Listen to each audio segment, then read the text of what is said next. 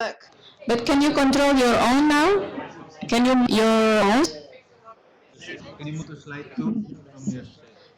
Move to slide, to your slide.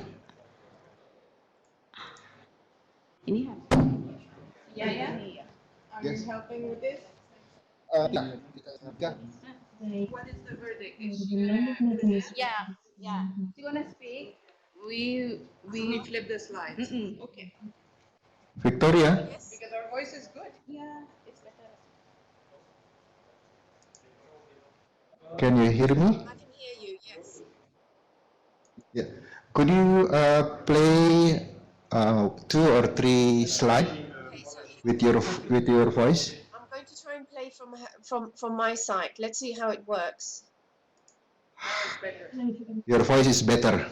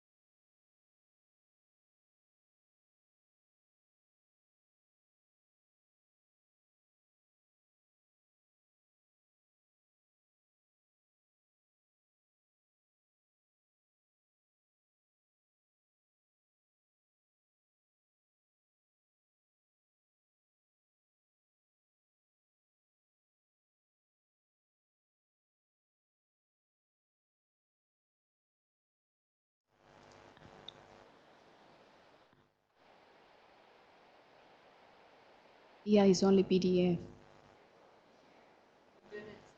Bisa nggak? Bisa nge-play nggak PDF? Bisa nggak? Bisa, can do kan?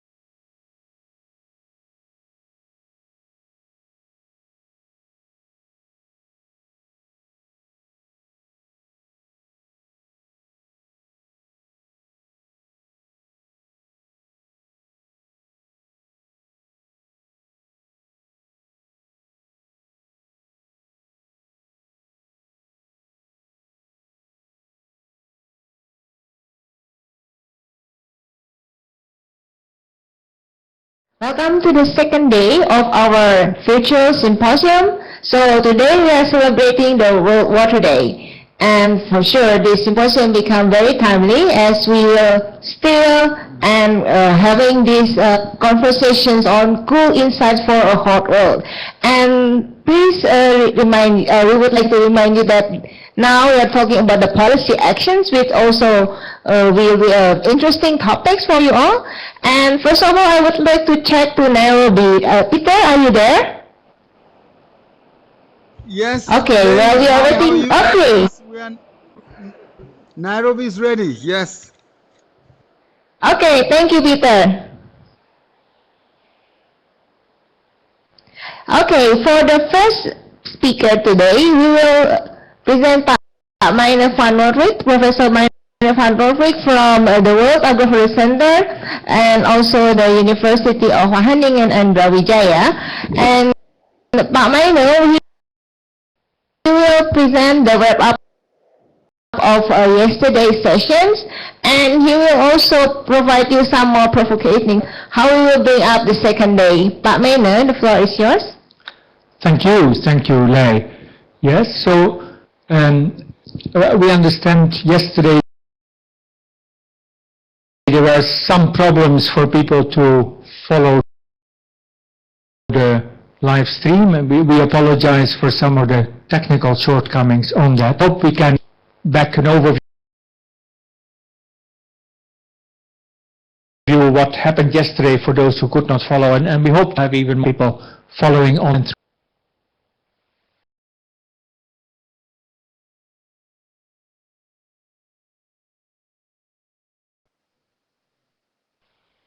to the part. So the program we have on our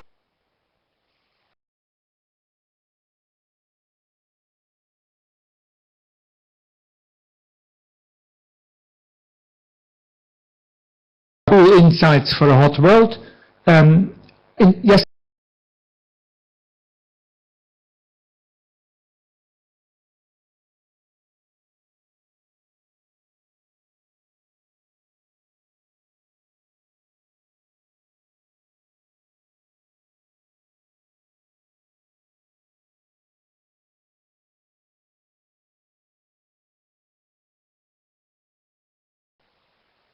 Some comments that you might want to consider for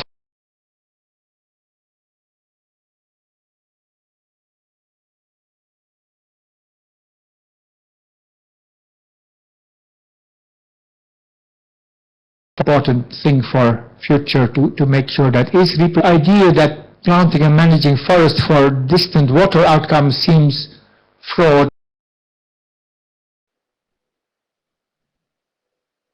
Further discussion on how that could happen. And well, I follow the presentations, I like it, and I would like to ask if these presentations are available, and yes. We promise by early next week, Monday, clean impression.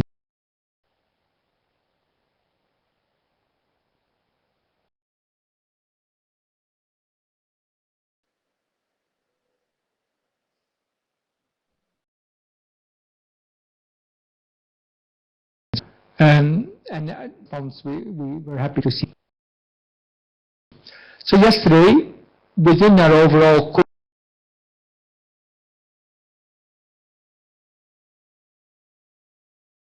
climate convention, and what is the big story of that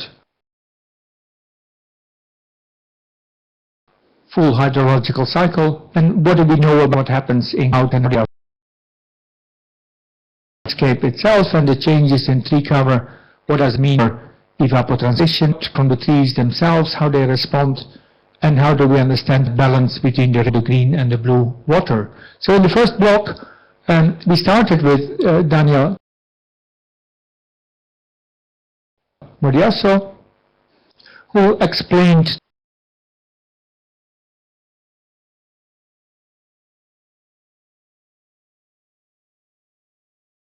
possible to bring in the type of things we discuss here, and he shared cool insights for the three of them in this meeting here. Then David Ellison, the lead author of the paper, this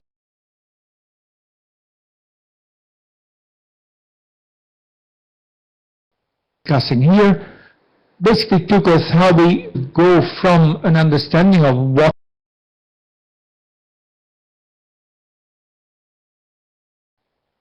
and has evapotranspiration as a loss, how we move and evaporation is not a loss but a recycling, and that we CIFOR come from. It has spatially explicit answers and it doesn't come from nowhere. We need to bring that into the story. Then Cindy Morris took us to understand and how we understand clouds of different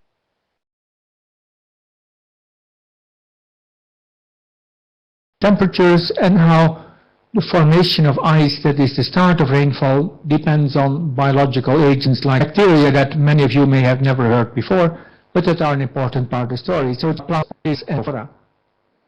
Then in the questions, we had interesting discussions on some of the technical details, nucleation, etc. And then we gradually moved on if we can change who has the right to do that, etc. So give very brief answers here. There will be more detail on the website later on. But I think the discussion started from the technical and went towards this issue of can we optimize land use if it is no longer only about carbon, but all these other things, how can we do that? Then in the second block we focused quite a bit on the work in East Africa. Michael Marshall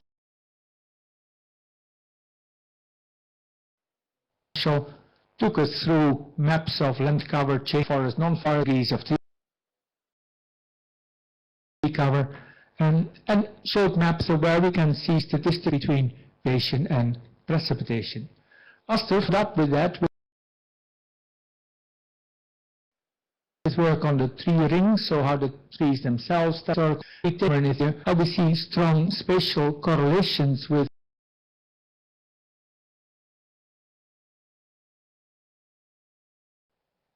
aspects of climate quite far out. It brings us to that point of the presentation focused on the concept of the teleconnections.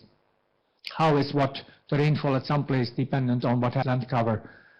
Some are quite far. And we found three places specifically interesting: the Amazon, the African relation, and the Southeast Asia part.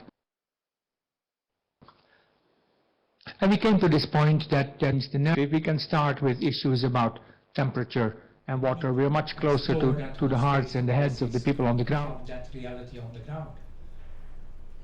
In our discussions, we had questions on the technical side, on the time lags involved and how complicated these spatial analyses are. That trees themselves are already suffering from climate change in parts of Ethiopia. That water is a greenhouse gas functionally, but not in the way we do the accounting of that.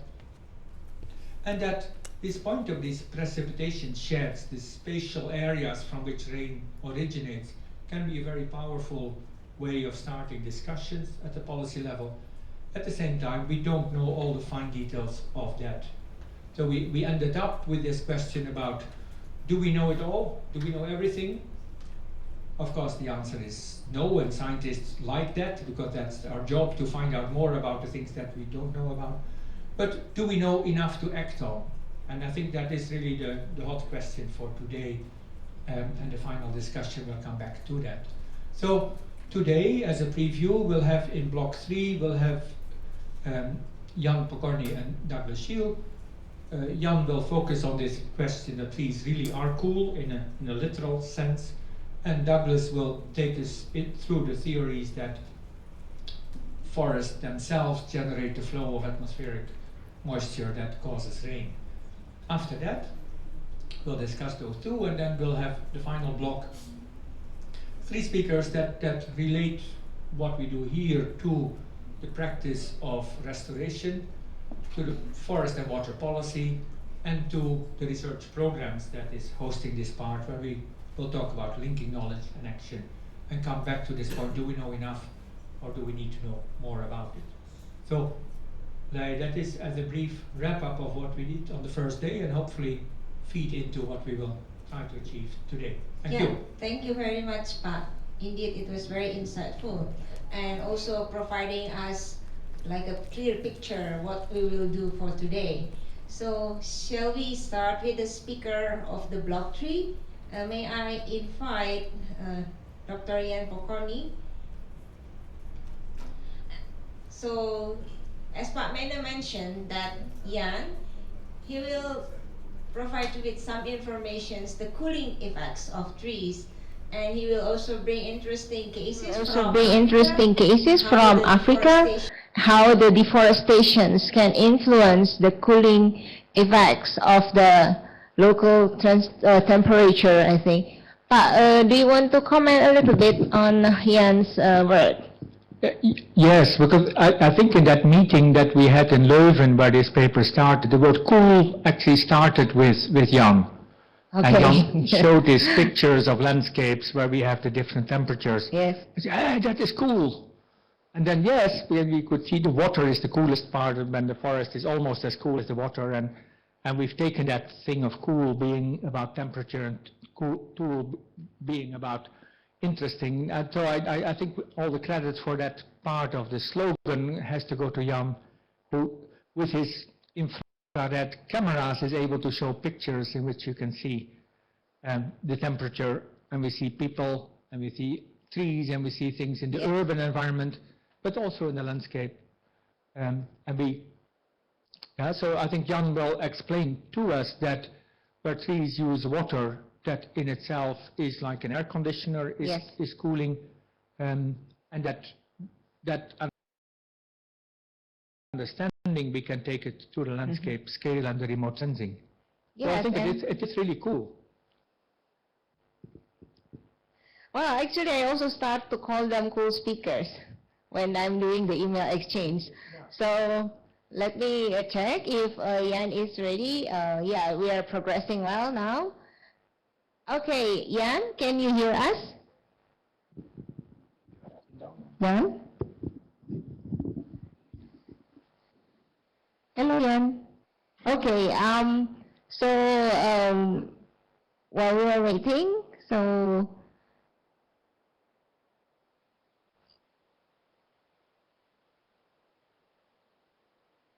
okay, maybe can I go to Peter? Peter, are you still there? How's the Nairobi today? Oh, we're doing well. I think we have like 20 people in the room at the moment. Just waiting. Yes, Tony is same also number here here. at the moment. Yeah, so hopefully we'll hear from him later in the afternoon. But people are ready. I think some people are also following from their offices. So we have a relatively good audience. So, and waiting. Okay. Do you want to provide us 1 or 2 points from yesterday's discussion? What interests you most? Well, I mean, I think yesterday for me the highlight is really how this sort of research moves us from how it changes the political economy dynamics. Because I think one thing that was clear to me yesterday, moving from when you start looking at precipitation sheds, the dynamics changes in the climate discourse from country to regions, basically, and even across regions for us, defined by politics per se, because Russia isn't part of Asia, I mean South Asia, but they will be obliged to have some connections. At the moment in Africa, you know, the Nile Basin is not directly linked to the Congo Basin, politically speaking, because they have a different region, and East Africa has a region connected to the Northern African region. But we have to start having those discussions on this subject, linking that to climate change at this scale, as opposed to national scale. So that's an important shift, in my view, in terms of the implications of this discussion to policies, actually. Yes, indeed. That's also impressed me, the topics of we have to think broader than watershed per se. Yeah. And I also like, as I mentioned, that there are some bacteria, that those bacteria coming from Cindy Morris' presentation are really cool, I think.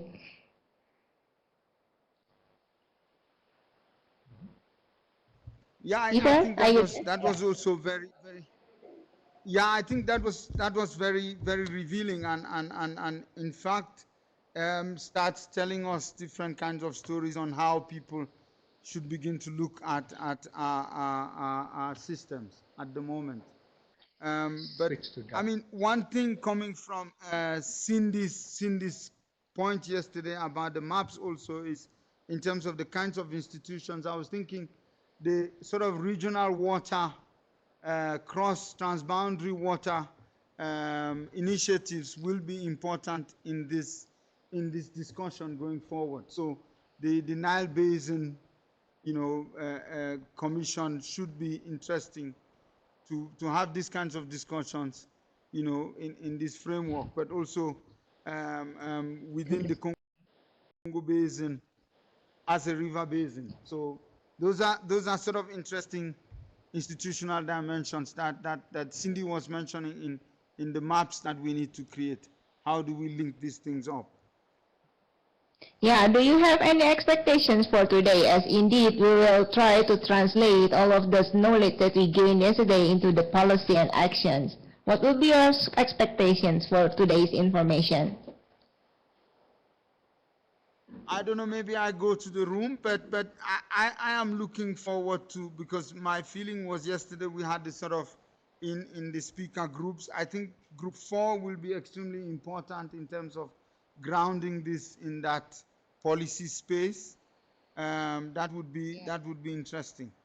But I mean, Douglas's thing about new ideas and new opportunities, I'm really looking forward to as well. So, but maybe someone in the room wants to say something about their expectations.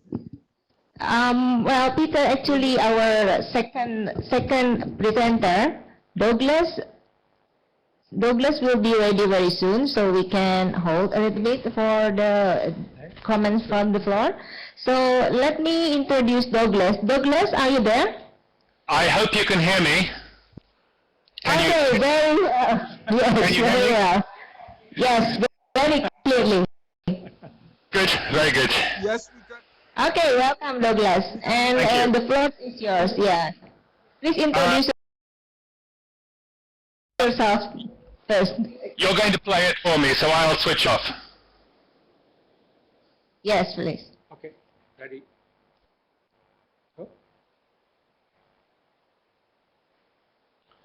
So today I'm going to talk about forests and rain, and I'm going to particularly focus on exciting new ideas about forests and rain, and I'm going to particularly focus on some exciting new ideas that I think bring new opportunities. By an interest in water. Already during the 20th century, global water use, that's water used by people, has increased around 6 times. Today I'm going to talk about, I'm going to particularly focus on some exciting new ideas. So today I'm going to talk, and I'm going to particularly focus on some exciting new ideas that I think. So today I'm going to talk about forests and rain, and I'm going to particularly focus on some exciting new ideas. Hard to justify an interest bring in new water. opportunities. Already during the 20th century, global water use, that's water used by. So it's not hard to justify an interest in water. Already during has increased the rate of the world's population already experienced the 20th century, global water use, that's water used by people, has increased around 6 times.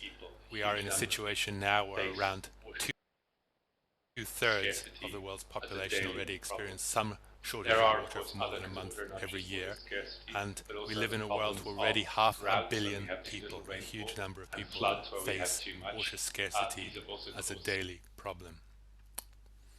There are, of course, other concerns significant with hardships. water, not just water Millions scarcity, of deaths but also the problems of droughts when we have too little rainfall, and floods where we have too much. These have also caused significant In this hardships. graphic, I just Many showing you millions a of little bit deaths about over the the last global century, water and cycle. some billions The of units people here are in needing thousands of emergency kilometers assistance. cubed So per reliability year. of So rain, these are huge scarcity of volumes water, major So global first look at concerns. rainfall over land. is about 113. So in this graphic, I'm just showing you a little bit about the global water cycle. The units here are in thousands of kilometers cubed per year, so these are huge volumes of water. So first let's just look at rainfall over land is about 113,000 cubic kilometers per year, and that is the water that is falling on the land surface out of the atmosphere. So where does that water come from? Well, some of it comes from the ocean. This is water that evaporates off the sea and into the atmosphere, and then is carried by the winds over land to fall as rain over land, and that's about 40,000 cubic kilometers per year. But what I really wanted to highlight in this slide was that actually the largest number comes from off the land surface. So that's water that's evaporated off the land surface, maybe after rain, or is transpired by vegetation out of the soil and into the atmosphere. So the majority of rainfall that falls on land is actually originating in water that already fell as rain on the land previously. So this idea that water is recycled is key to understanding rainfall. Of course, these ratios vary across the planet. So if you're in an oceanic island, most of your rainfall probably comes from the ocean. But if you're far inland in a continent, quite often we'll find that a lot of the rainfall that falls is actually water that's already fallen more than once and is re-evaporated into the atmosphere.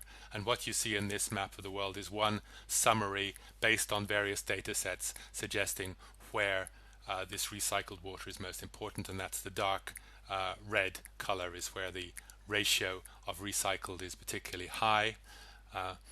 So you see that that includes large areas of heavily populated land, including China, including large areas of the Sahel in Africa, and also parts of South America. And those parts of South America are places that have been recently experiencing quite severe droughts over the last couple of years.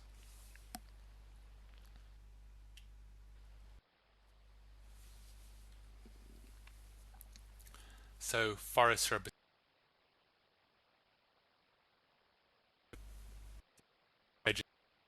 and drier. So we get this more or less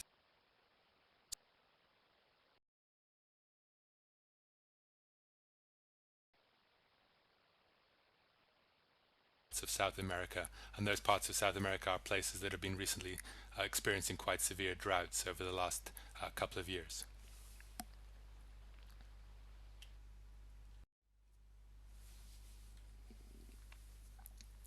So forests are particularly affected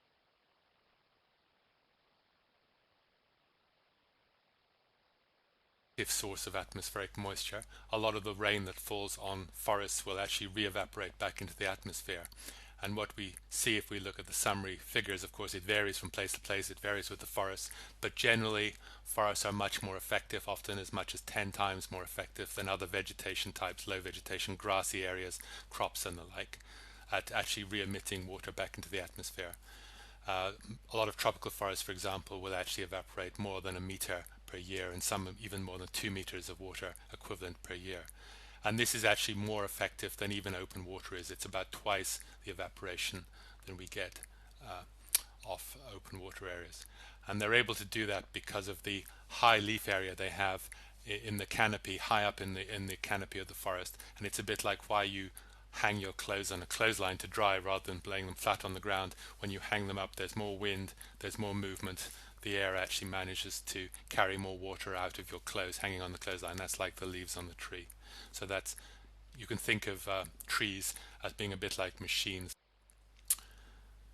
So here's just an interesting observation based on data, that if we look at transects in different parts of the world and look at how rainfall declines as we go inland from the coast, we see some different patterns. So here in this bottom figure you see annual rainfall, this is in meters, in different parts of the world.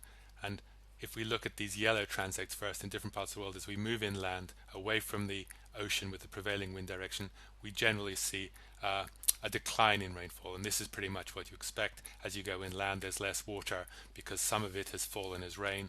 Yes, some of it recycled, but also some of it, when it falls on the land surface, will disappear through rivers. And as we go inland, there's less and less moisture to recycle, so places become drier and drier. So we get this more or less exponential decline with distance. Of course, in reality, there's little jumps and glitches due to the fact that the land surface is varying, and it's not perfectly flat, but these are the fitted curves that you get with these data. Yet, if we look in other parts of the world where we get more or less continuous forest in from the coast, so for example in the Amazon basin, that's A up here, this line here, instead of seeing this near exponential decline as we go further inland, we actually get almost a constant or maybe a slight increase as we go inland. Similarly in the Congo basin across the wet forests of the Congo, we don't see this sharp decline. And also in Siberia we have these huge massive forests. As we go inland, rainfall does not decline sharply with distance at all, but stays more or less constant and even increases slightly in this data set. So this is an empirical observation. This is not about theory, this is about what we actually see. So to actually try and explain this pattern, maybe one of the suggestions might be that forests actually maybe attract rain. This is something that people believe in various parts of the world, but if you actually talk to climate experts, this is not what you see in climate models. In climate models, we don't have a clear mechanism that would allow that to occur. How would it be that forests could draw in rainfall? We can't really try and understand how rain gets into continental interiors if we don't really understand how the atmosphere carries that moisture in. So we have to really talk about wind. So typically when we talk about wind, we have really one explanation for where winds come from, and that's a temperature difference. And as in this diagram, we see that the land surface warms up over the day, and as that happens, the air gets hotter and expands and will rise, like a hot air balloon will rise. And when it does that, the air pressure drops beneath, and that draws in the cooler air off the oceans, and as it draws in that air will pick up moisture off the ocean and bring that moisture in with it. And as that air rises, warms and rises, any moisture in it will actually condense as the air rises and cools, and as it condenses and cools, forming clouds and potentially rain over the land surface. So we see this system is how we understand how wind carries moisture in from the oceans to fall as rain over the land surface. And this is really an idea that's been understood for a very long time, basically since the 17th century, when Edmund Halley first described it as the theory for global circulation and understanding of the trade winds. And since that time, maybe our understanding has become a bit more sophisticated in terms of the rotating planet, etc., and the different cell systems. But basically it's the same idea, the idea that the atmospheric motion is driven by the difference between the warmer parts of the world, particularly the tropics, and the colder parts of the world, such as the polar regions, and how the atmosphere redistributes itself with these temperature gradients. But perhaps temperature differences are not telling us the whole story. Two colleagues of mine, physicists, Anastasia and Victor, came up with a theory that's actually more relating to how water vapor changes in the atmosphere, becoming a gas or becoming a liquid, depending on whether it evaporates or whether it condenses, and the effect that this has on global atmospheric pressure gradients. And they've used this theory to actually explain how wind can be generated by condensation. And we have called this theory for short the biotic pump, because it's so important for understanding how forests are related to winds. And I won't have time to go into the physics today, but just to say that it has been peer-reviewed. These ideas have been published in many physics journals. Here's just some examples of those. And we have an increasing number of publications also in climate journals, which says that people at least are taking these new ideas seriously. So one of the implications of this theory is that areas which actually have the highest evaporation also develop the lowest pressure, and that this draws in moist air and allows wet areas to maintain themselves as wet through a positive feedback effect. And this is important in understanding the behavior and dynamics of tropical ocean storms, hurricanes, cyclones, typhoons and the like. And it's also important in understanding the climatic effects of forests and how forests influence rainfall patterns, and that of course is going to be the focus now. Just to try and briefly explain how it works, here's a diagram of a vegetated land surface beside an ocean. So the vegetated surface here, there's some moisture evaporated into the air, but it's relatively low, whereas over the ocean there's reasonably high amounts of moisture coming off the ocean being evaporated into the air. So we will find on average that condensation occurs sooner here over the ocean because there's more moisture, and when condensation occurs, air pressure will drop. When air pressure here drops, it will draw the atmosphere from elsewhere and any moisture it contains with it, and as it is drawn in, we have a process called convergence where the air starts to rise and any moisture it contains will also condense, so it creates a positive feedback, maintaining the rainfall over the ocean and drying out, in this diagram, the land surface. Okay, so if we have forests, the situation is reversed.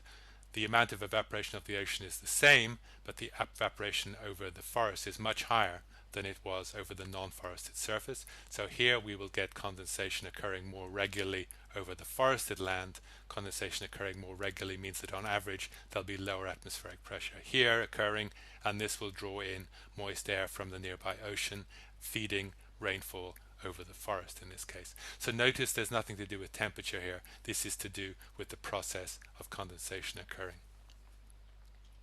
And the nice thing about this theory, if you do look at the physics and do the calculations, it actually allows us to actually explain how rainfall can actually be drawn right into continental interiors. It's the process of evaporation of the forest coupled with local condensation taking place that is able to draw wind in off the oceans right across the forest and maintain high rainfall even in the interior of continents.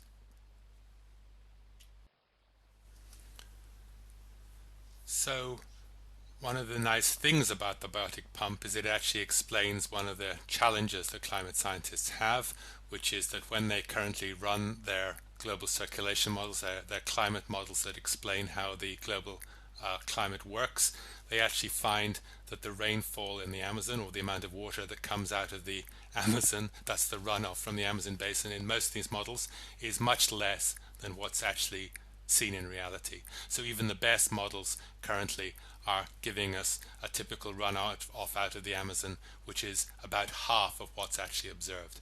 So even though the Amazon has about 200,000 cubic meters of water per second traveling through it, these climate models are only able to account for about half of that 100,000 cubic meters per second.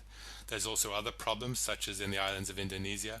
They will tell us that rainfall, the models will tell us that rainfall over sea should be higher than what we see over land, and in fact what we see is the reverse. The rainfall over the land is higher than over the sea. And of course, why it would solve the problem is because the biotic pump tells us that actually it's the forests that are drawing in the water, the moist air, maintaining their own rainfall, which is missing in the current models. So the biotic pump has several important implications, and first start with the scary ones. That's the risks. The idea that actually losing forests can actually switch off the positive feedbacks that bring rainfall into continental interiors, and the idea that actually we need more or less continuous forest cover into continental interiors to maintain rainfall, and that if we degrade the forest too much, switching is possible. We could imagine a situation where the forest is degraded, it gets drier because there's less rain, there's more fires, and as we get into that cycle of degradation, ultimately we no longer have a strong positive effect of the forest drawing in wind from the oceans, and actually we can switch to a dry system where now the oceans become more effective than the continental surface, and most of the wind will now be from the land to the oceans, now drawing the moisture away. So we lose that positive feedback, and now we end up with instead of a wet continent, a dry continent.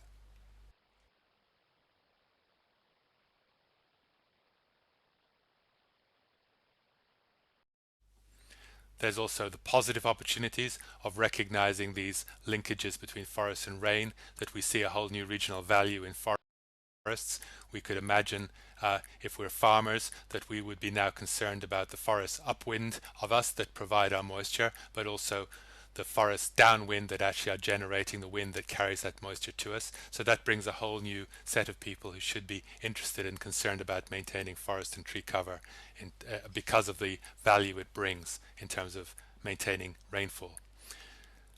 The Baltic pump also tells us that we have a mechanism which could be powerful enough to turn areas that are currently dry green again. If we are able to plant trees in the right way, working with prevailing wind directions, we could imagine turning a desert green through planting trees suitably. We also see that actually using trees, maintaining forests and planting trees is actually a positive way that we can go about addressing the current global concerns about water scarcity and unreliability. And of course,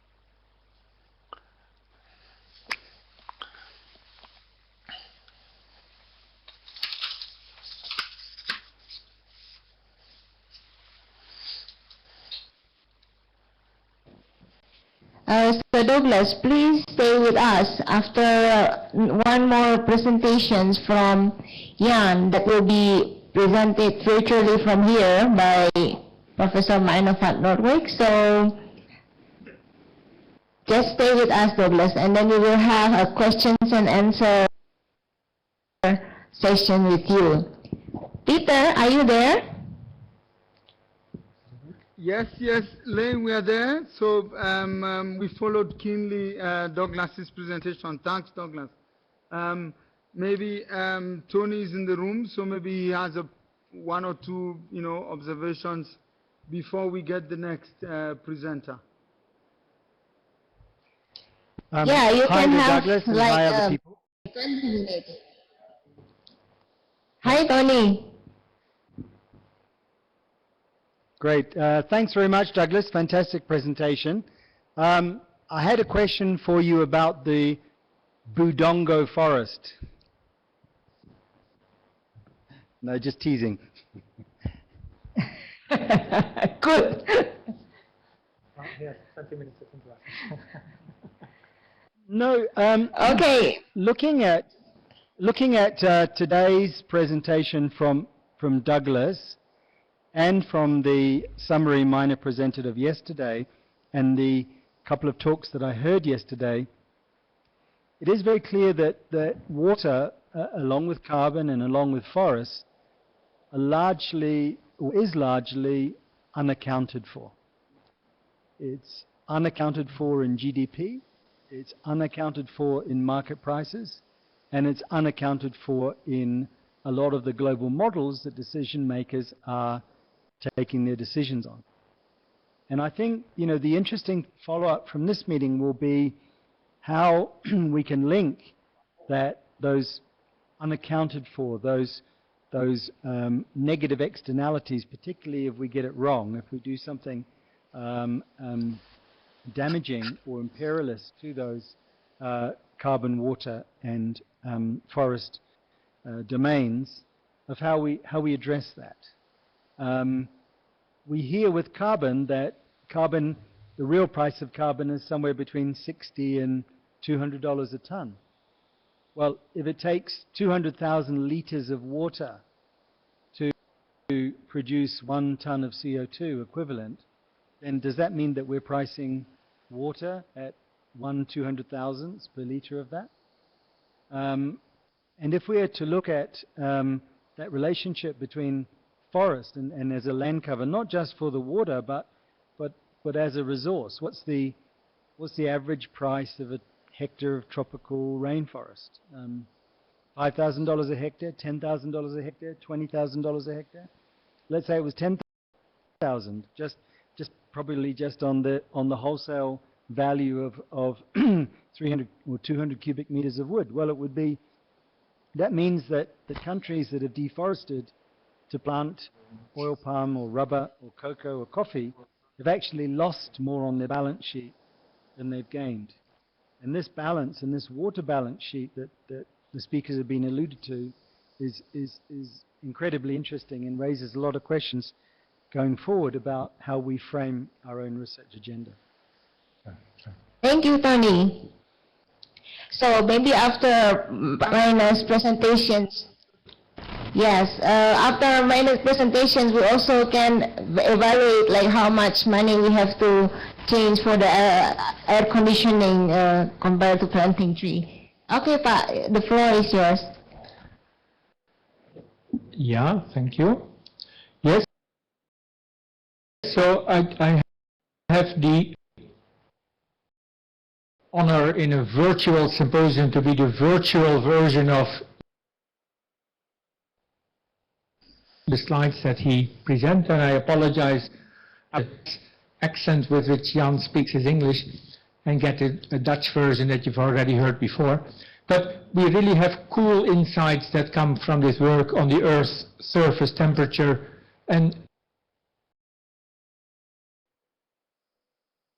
the very compelling way of imagery of showing vegetation cools. And the fundamental role played by water and vegetation in the climate is indeed that direct cooling effect that we have only partially represented in the understanding, partly because the weather stations excluded that effect for a long time.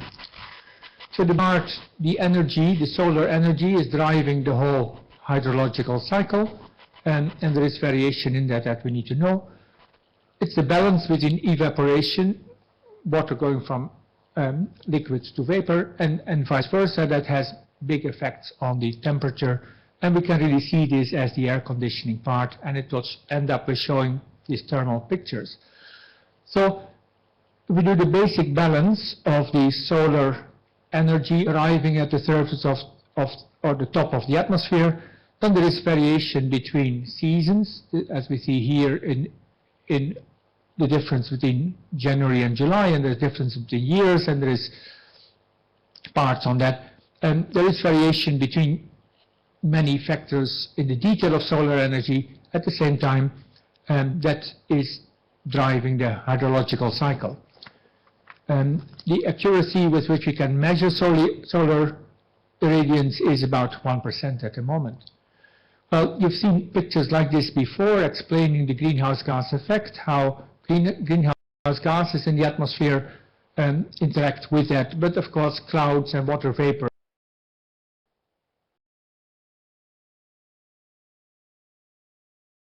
has an even stronger effect on that to the temperature of any specific place by looking at what is reflected and what comes into it. And of course we all know that if very different levels of irradiance reaching the soil surface.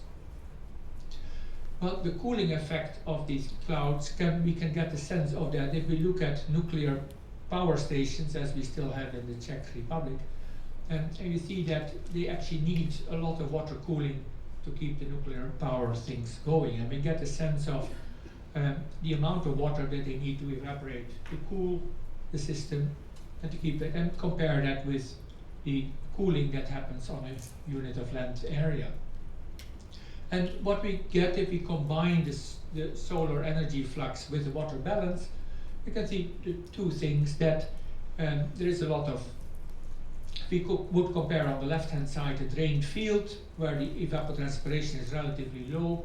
We see that it produces a lot of heat, whereas the patch on the right hand side with trees and ponds of water, they evaporate a lot of water, and that is called latent heat, but it actually means cooling effects. And there is a direct link between the evapotranspiration and the heat flux, and we get a sense of the amount of energy involved with energy consumption when we vaporize, when we go from liquid to vapor, and at the same time energy release and in the reverse process. So condensation takes energy, whereas vaporizing takes energy where condensation produces, and I think that's partly linked to what Douglas was talking in the previous talk about. Well, these things are not particularly new. They have been understood for quite a while, and when we go back to the thermodynamic analysis of the past, we can see that temperature and water are directly linked, but it has not yet been fully applied to land cover types and land cover surfaces. And the group of Jan has been working on thermal imagery by various ways, in this case balloons that took, with thermal cameras, recorded the surface temperature of landscapes somewhere in the Czech Republic, as we see here, and studied that during the day. And what we see here is graphically warming and cooling that we see over patches in that same landscape, and it's all exposed to the same solar radiation. It's in the same location. But we see obviously that the asphalt, the tarmac road, is by far the hottest in the middle of the day, and the forest is slightly warmer than the open water.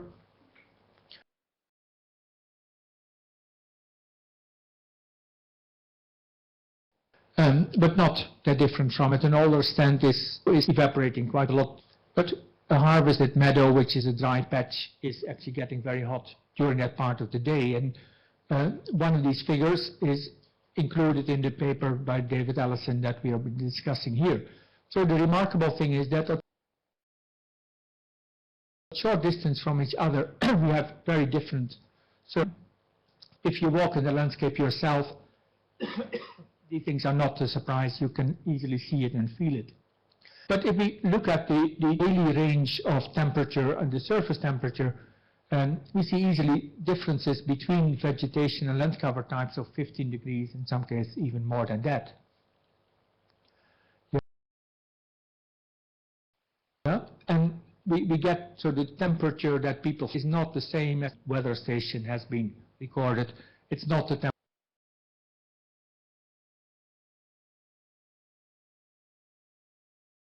that you see on the climate maps. There's a wide range of to that surface temperature and manage the temperature under which people live.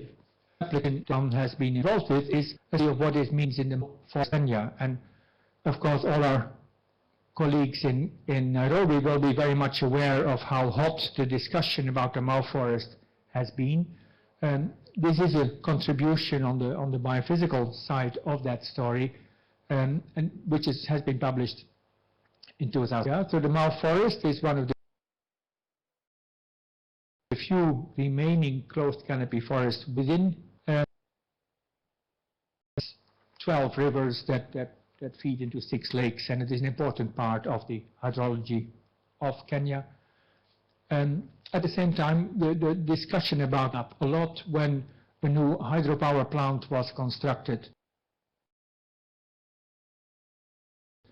that required to generate from the Mau forest, and it brought back these as a lot, encroached a lot of conversion of the Mau going, and the government decided to evict people from that, which has led to many discussions and conflicts. Logical side, you can see that this is a color image interpretation, that we see that the forests stand out as having a very different temperature than the farmland that is adjacent to it. And on the ground, if you go there, you see many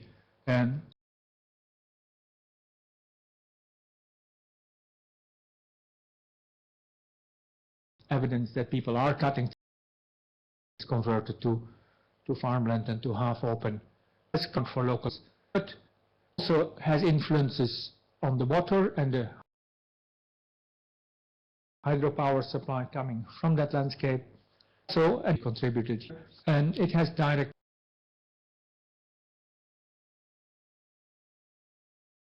effects for the surface temperature and the cooling part on this. This is an analysis of the conversion that has taken place. And yeah, there is in the paper of what looked on the ground, a strong shift from closed canopy forest to open vegetation, and we see that back in the temperature pictures of that area, and that way it has impact on the surrounding landscape as well. So this is somehow related to the previous speaker, to Doug, who talked about the water pump theory.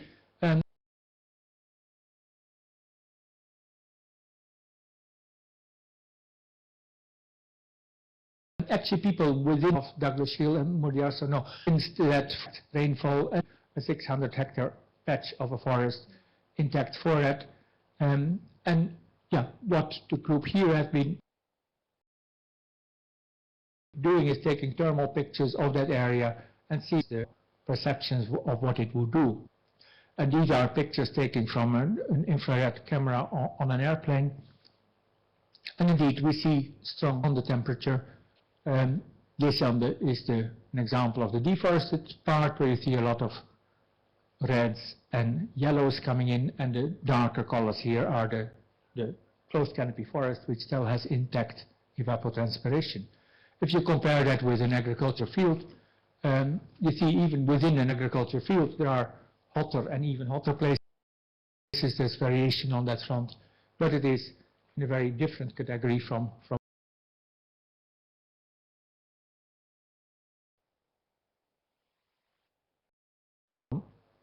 vegetation that has a high rate of evapotranspiration. What's coming up is that it is rise the surface temperature. The infrared pictures combined with normal pictures do help make the story very clear to people that forests are cool, that evapotranspiration is a cooling effect, and that we can in that way later relate the hydrological cycle to temperature.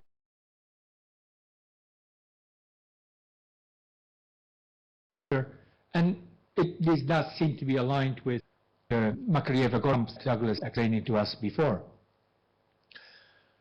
We can also take this into the further analysis, and that links back to Cindy's presentation yesterday of thunderstorms, cyclones, and winds and heavy rains on that front, and see that temperature turbulence in the atmosphere is back to rainfall that we see. Now, on the physics side, we can quantify the fluxes of energy linked to the fluxes of water in this part, and it supports the basic concept of bringing back vegetation, bringing back water use as a way of cooling the planet. If you take the same methodology to the urban areas, you see huge difference in the same place. These are more or less the same time pictures.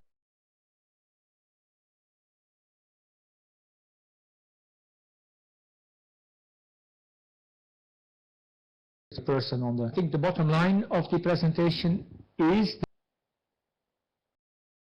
that cooling effect is very well understood in physics. It's very well anyone who plants trees around their own place to keep it cool. It is not presented in the current climate data because they have been collected on places without, and it is not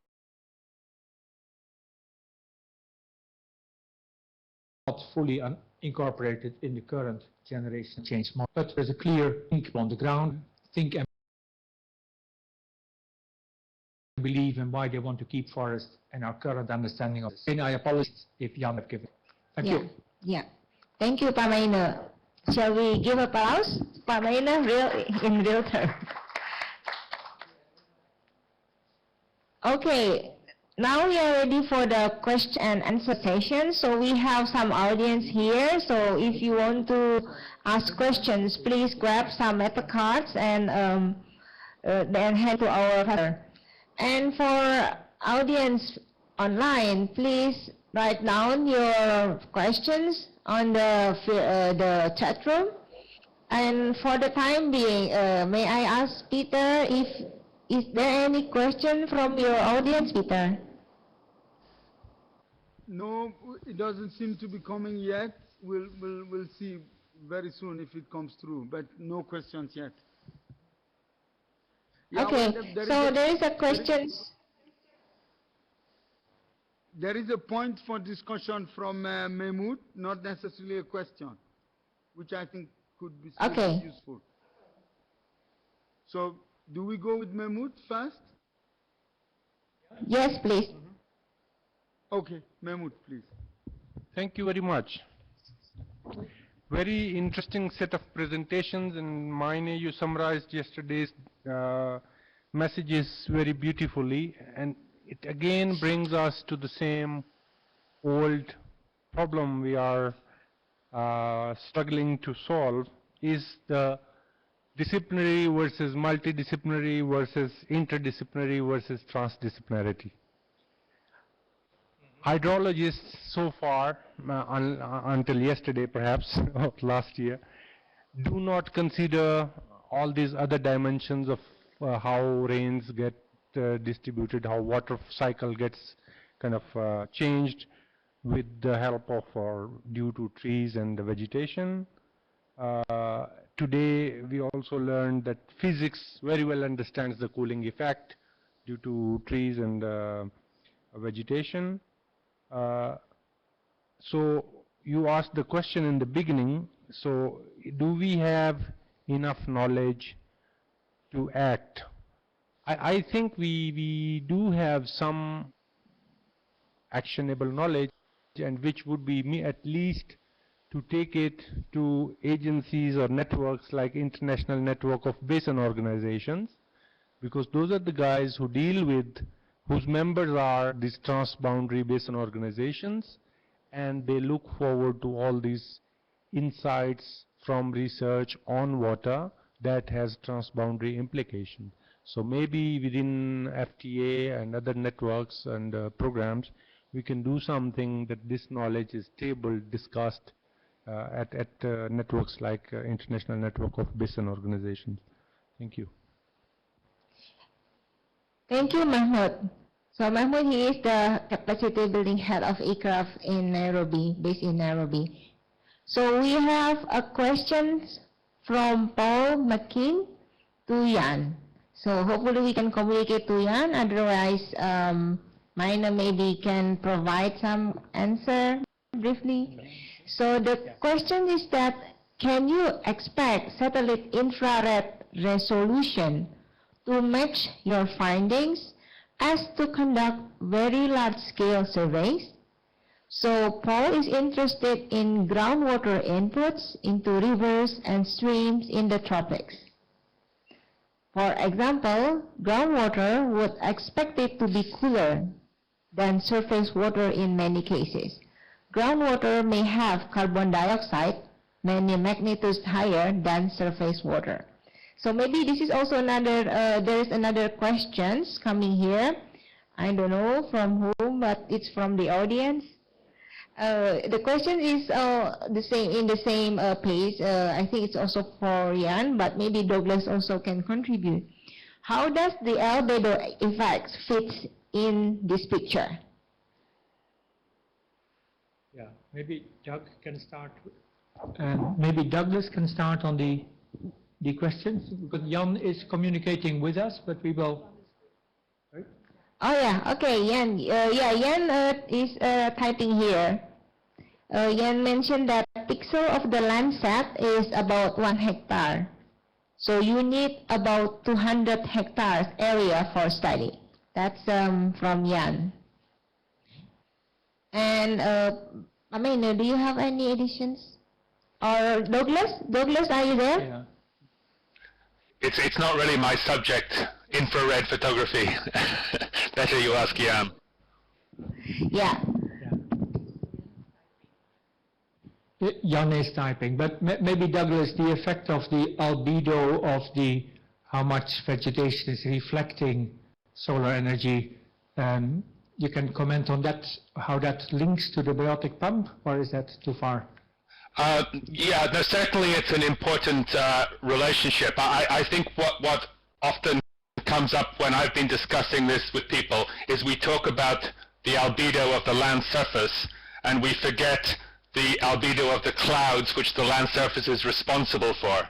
So there's this link between the land surface and cloud formation, which has to be factored into the albedo equation, which is generally missing in so many discussions at the moment. If we know that vegetation can be promoting clouds, like the work that Cindy was talking about yesterday, and we haven't talked about the other chemistry kind of the atmosphere effects, where vegetation can be influencing cloud formation. But of course, clouds are one of the best ways to reflect solar energy back into space. So clouds are one of the best ways to actually influence the energy balance.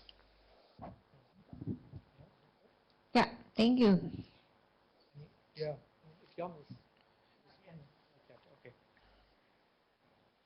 Okay, so let's go to Nairobi. Peter, are you there? Yeah, yes, we're here. I can't see any questions, but maybe I'll ask a question to Douglas at the moment. Douglas, I kind of liked your map with the transects that looked at, transects and looked at rainfall patterns.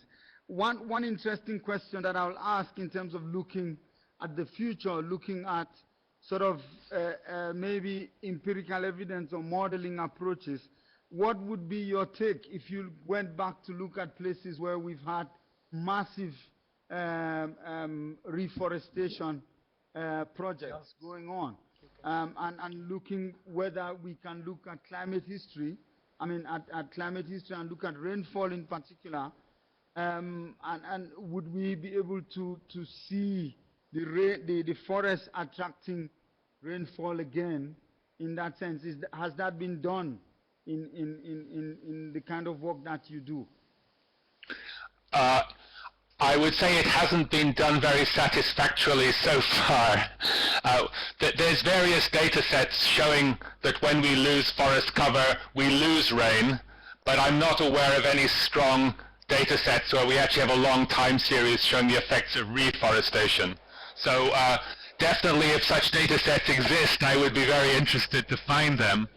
But I guess part of the problem also is whenever you just have a correlation, for example, increasing forest cover and increasing rain, there's always going to be many different other background factors which could plausibly be part of the explanation. It's hard in one study to prove these relationships.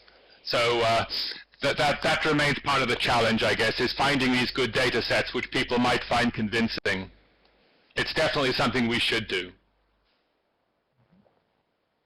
Thank you. Thanks. Okay, we got some information more from Jan. It's answering Paul's questions about the infrared. Jan mentioned that thermal pixel of Landsat is 1 hectare in size. So you see surface temperature, yes, groundwater would be cooler. You can see trunks of trees cooler and how they take groundwater. Landsat images are available from late 1980s. So we can study changes of temperatures caused by land cover changes. There's a follow-up question from Paul. For Jan, that is. Oh yeah, and then Paul also asked whether there will be any progressions in satellite technology that will make this possible in the near future. Jan will type the answer. And then we'll type for the answer, I believe. So.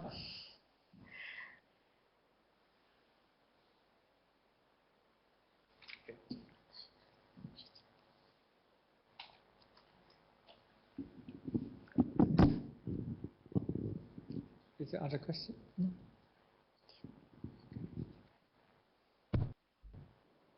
Well, maybe we can pick up on the discussion topic that Mahmoud brought of this point of, with this type of information, who would be interested to act on it. Clearly there is a lot of further detail that the scientists can and should clarify and elaborate. Mm-hmm. At the same time, some of the very basic points that we're making here about effects, the link between the water balance and the energy balance and the cooling effects of trees at the local scale is beyond any reasonable doubt. The effect of evapotranspiration as being the source of rainfall as such is beyond any reasonable doubt. So the basic principles we discuss here are certain. The specific translation about what % of rainfall can be increased by this or that, and that remains uncertain. So I think Mahmoud's idea that these transboundary basin organizations may be a good starting point, that they are already familiar with this part. Yesterday we had several discussions on the Nile, and of course so far the Nile discussion has been a blue water debate about water in the river. If we can take them to understand the full cycle, that would be a very good starting point. In terms of interdisciplinarity, clearly, we do need the physical understanding, we do need the climate people, but we equally need the political understanding of what it means in a geopolitical frame, and the social part and the economics as Tony are bringing in. So this is really a primary area where we can come together with many different pieces of the puzzle and see how the whole thing fits together. Yes, Pak. Yep. Interesting points. And yeah, while we're waiting for another participants to give us some questions, so I think it will be, I would like to pick up on Douglas' map on the recycling ratio. It's very interesting. Yesterday you mentioned that somehow monitoring the watershed functions is very uncertain. And how do you think that this type of informations can also provide some indicators for any incentive-based or payment for ecosystem services type of mechanism, having such informations using the transboundary locations? Do you think that this is somehow relevant?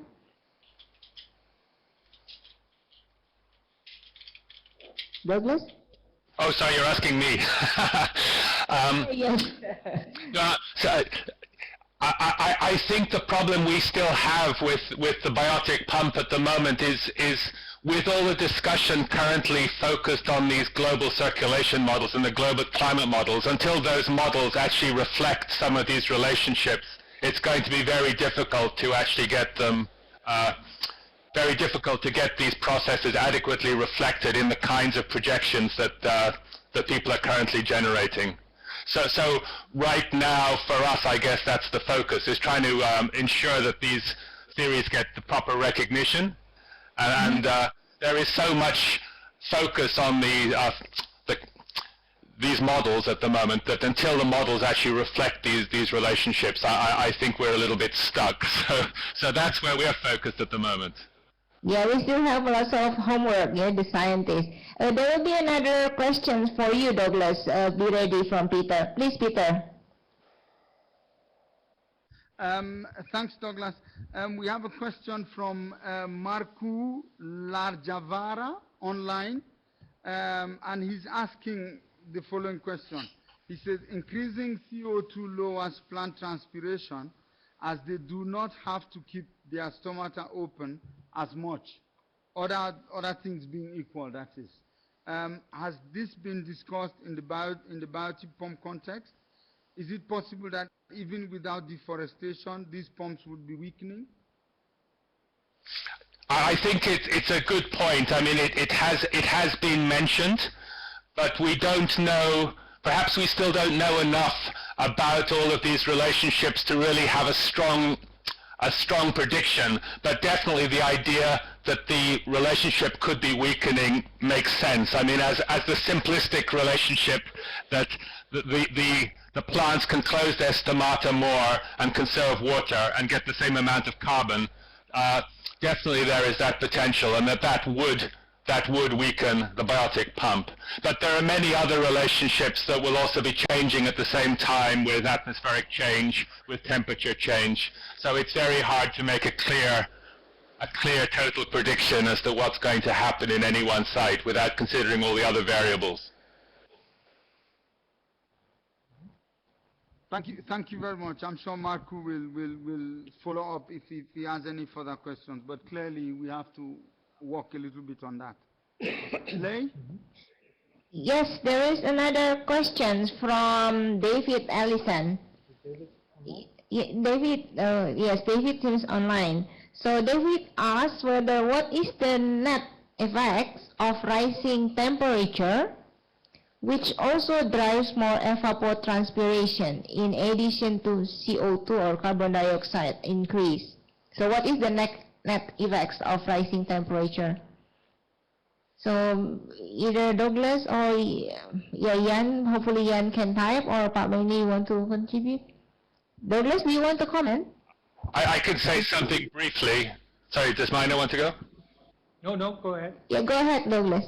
I guess it's fairly complex. It really depends to what extent the vegetation itself is able to cope with the temperature increases. To a certain degree, we might expect that as temperature rises, plants will actually be able to transpire more as long as the water is there. But as plants get stressed, they will also be inclined to close their stomata.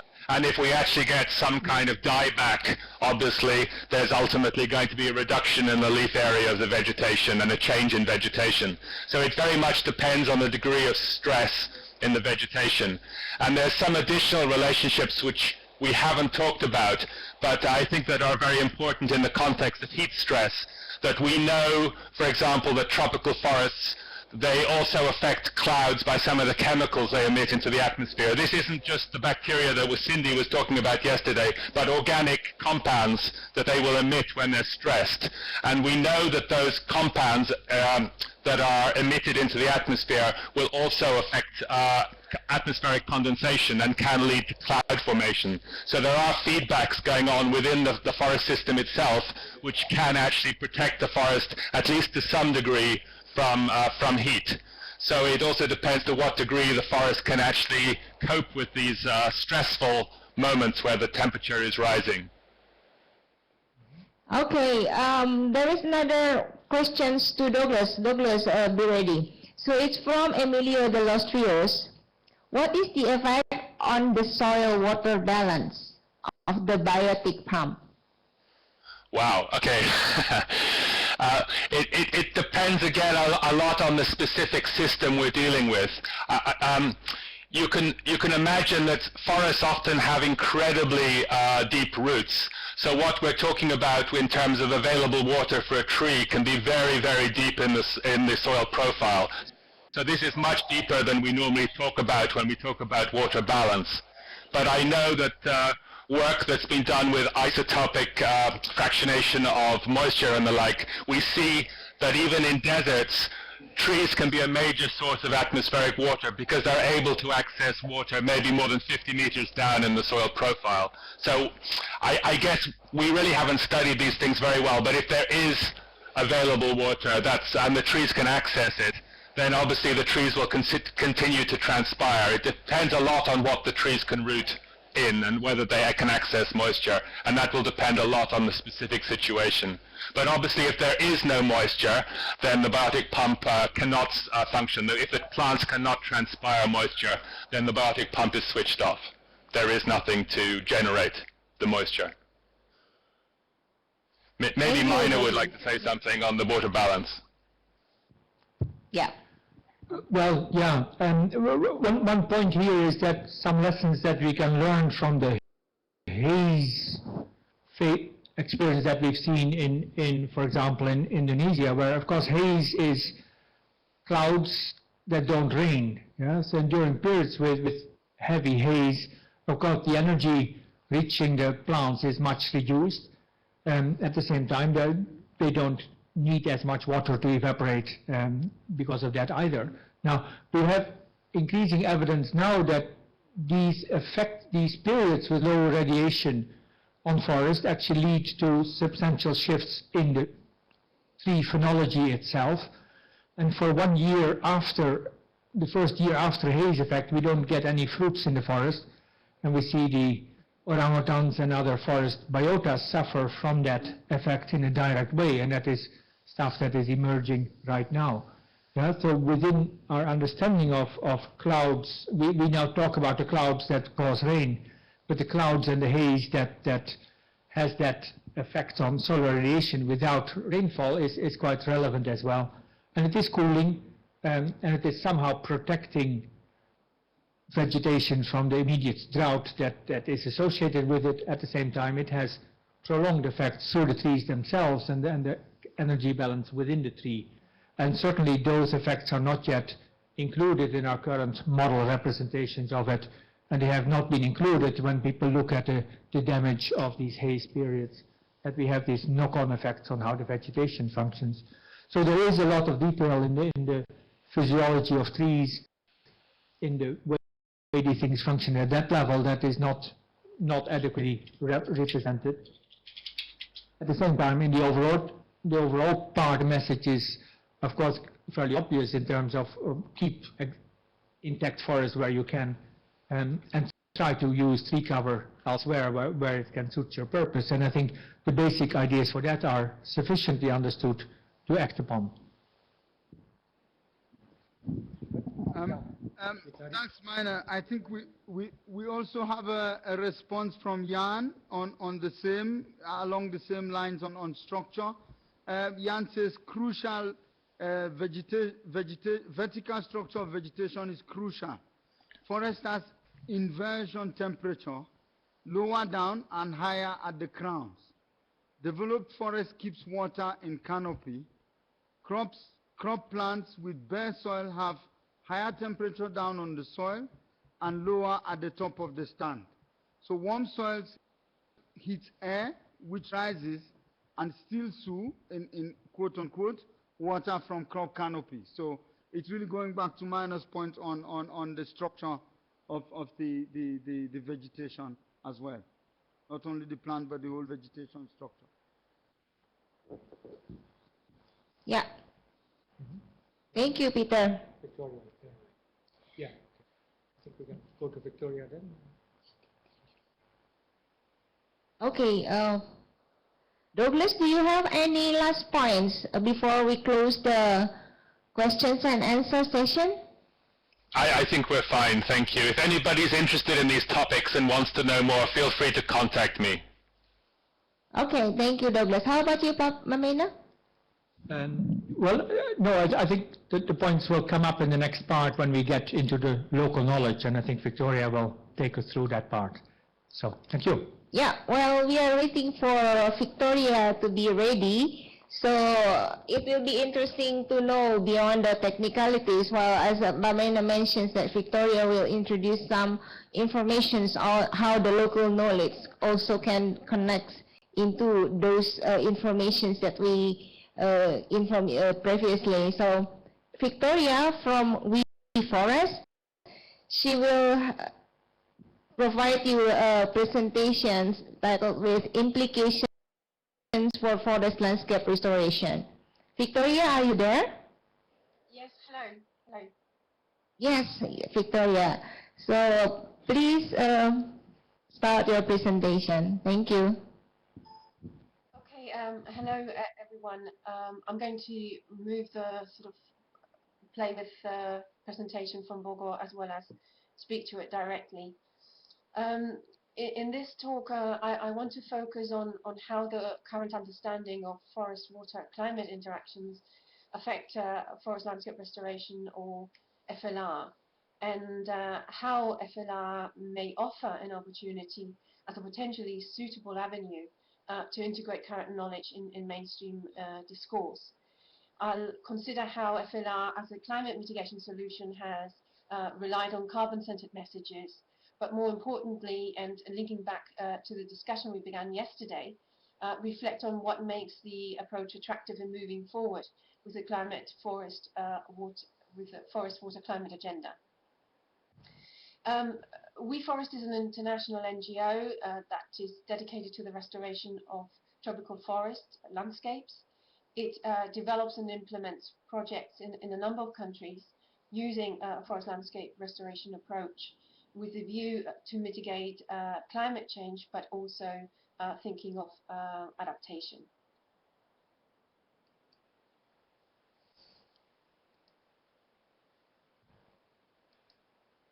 As it may be the case that not everybody attending the webinar is familiar with the concept of forest landscape restoration, I think it is worth mentioning that the term FLR refers to the ongoing process of regaining ecological functionality and enhancing human well-being across deforested or degraded forest landscapes.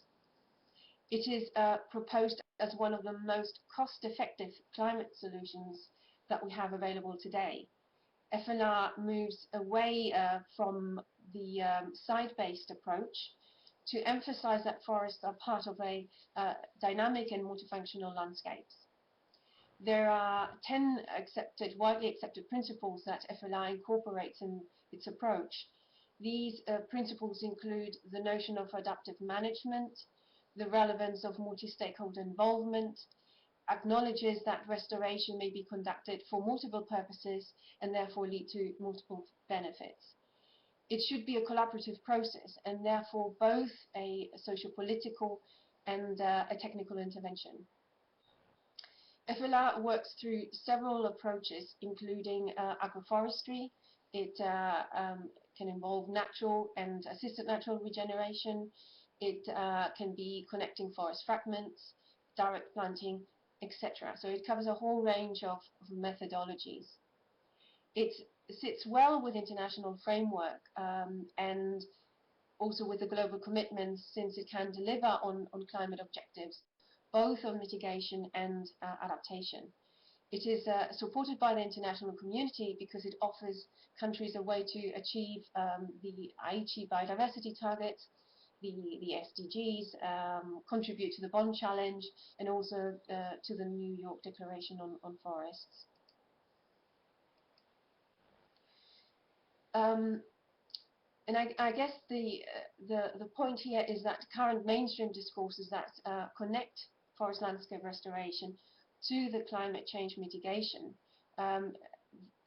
basically center around two pathways that contribute to climate change mitigation. One where FLR serves to mitigate climate change through carbon sequestration, that is through capture and storage. And the second pathway where FLR projects integrate solutions that reduce emissions to the atmosphere. For example, interventions that promote energy efficient stoves or other schemes that are designed to reduce wood fuel consumption. Mechanisms that associate forest, water and climate are often missing and neglected in key reviews and publications. The omission is also sustained throughout other stakeholder groups, such as the corporate and the business sector, where climate mitigation is defined as the reduction of greenhouse gases emitted by the company's operation. And as corporate and business sectors have adopted the clean development mechanism, the climate carbon-centered understanding has become prevalent in the corporate responsibility discourse. And it is represented in corporate climate mitigation commitments and hence also in the financing framework, which I think we haven't referred to or spoken about. Just to provide also to illustrate with an example, I think even when the private sector take initiative and they seek to integrate a wide understanding of ecosystem services from forests, they very much still rely on the carbon footprint reduction as the main tool for tackling climate change, although there is a wider interest in incorporating other ecosystem services, such as water. For example, the international platform for insetting that was launched at the COP21 in Paris, it aims to develop and certify insetting projects worldwide. And this involves the reduction and reducing the footprint within the company's own value chain, which is driven by carbon footprint.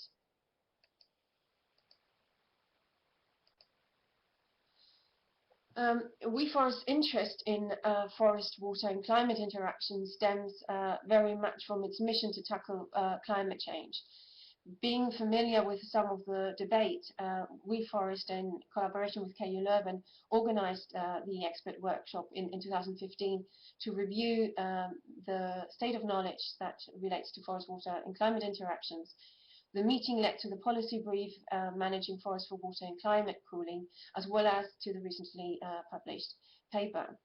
The policy brief was written with the aim to convey current scientific knowledge to policymakers, forest managers and professionals with responsibilities in the implementation sector, including FLR professionals. We provided some recommendations and called for action. But asking professionals to pay attention to key issues for managing forests for water and climate was a first step to improve awareness. But we realized, however, that the message remains elusive for direct application.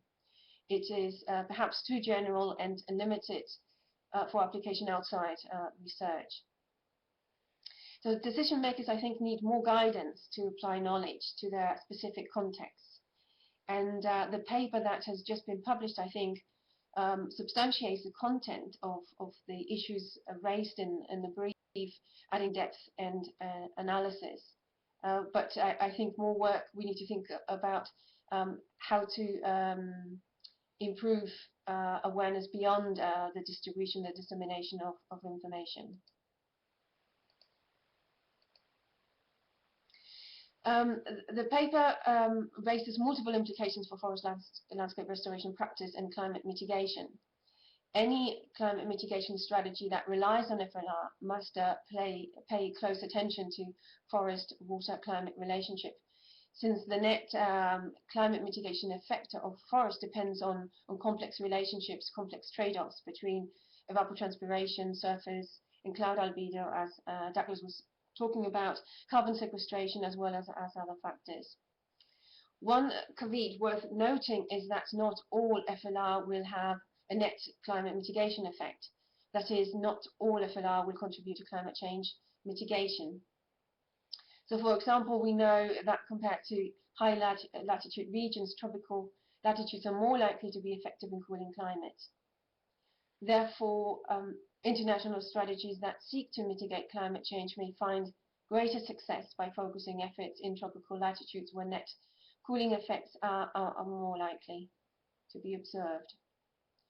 The advantage of FLR is that it can serve multiple purposes. It can serve purposes beyond climate change mitigation, and it is also a powerful approach for addressing climate adaptation. And I want to show here some of the social, economic, and environmental benefits that can be attained through forest landscape restoration. To achieve these multiple impacts and benefits, again, the knowledge of water and energy cycle impacts is vital. For example, we heard yesterday about how soil's infiltration capacity and, as a consequence, the groundwater recharge can be improved in degraded landscapes when infiltration and evapotranspiration rates are taken into consideration. To illustrate how current knowledge can be applied on the ground, I want to refer to a pilot study that is being conducted in California, published by Ellison and Layton. Researchers here are studying the processes that can lead to the increase of regional precipitation in coastal marginal drylands in California. So the paper describes an afforestation pilot project that is irrigated with wastewater sources to increase local evapotranspiration. And the assumption is that the natural orography, the hills and the mountains in the area can increase the likelihood that a greater share of evapotranspiration will condense and precipitate locally. The use of wastewater is very interesting because it doesn't compromise downstream water availability. So it also can save costs of water recycling and improving. And also the expectation is that increased precipitation, runoff, and the transport of atmospheric moisture will serve to increase tree cover in the region, improving therefore both water quality and water security. There are, however, many gaps in knowledge that affect implementation. For example, there are still questions concerning the minimum scale that is required for an intervention to have a specific effect on evapotranspiration. And thinking about other examples that take a very different perspective, I want to sort of mention the project that WeForest is supporting in Northeast India. This is a forest landscape restoration project, and we work directly with the indigenous communities that are spread in the project, spread across 56 villages, and the communities decide which degraded forest areas are to be set aside for assisted natural regeneration and enrichment planting. So one of our objectives this year is to ascertain whether the selection of the restoration sites conducted by the communities is well aligned with forest and water objectives, whether this selection is indeed favouring or optimising water availability, which is a problem in the area. So one of the things that we want to do in collaboration with FAO's Forest and Water Program is delivering a capacity building workshop next month to raise awareness among locals about forest-water interactions and also monitoring, with the view that this will inform their decision-making process. The integration of forest-water agenda in community-driven projects poses quite a few challenges because communities need to be brought on board to make the project effective. So it will require special tools and capacity building.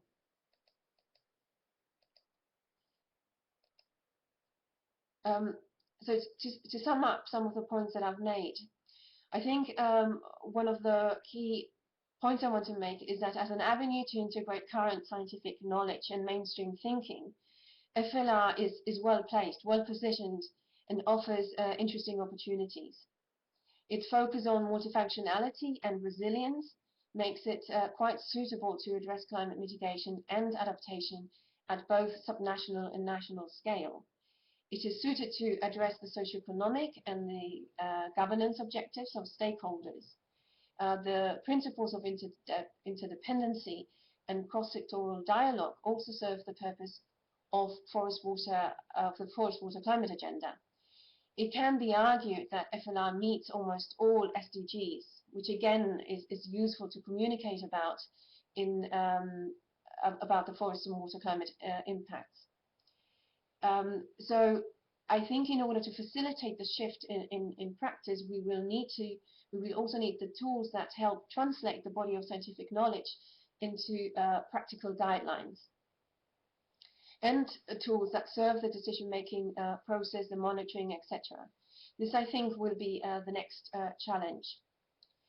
As the business and the investment sector also are part of the mainstream discourse, I think there may be opportunities here as well to enlist corporate interest in seeking a wider set of approaches that can account for impacts that include forest and water interactions. And I think that the business sector is already looking for solutions to make this happen. The tools required by these stakeholder groups may be somewhat more related to economic risk. So this is something, again, that needs to be considered.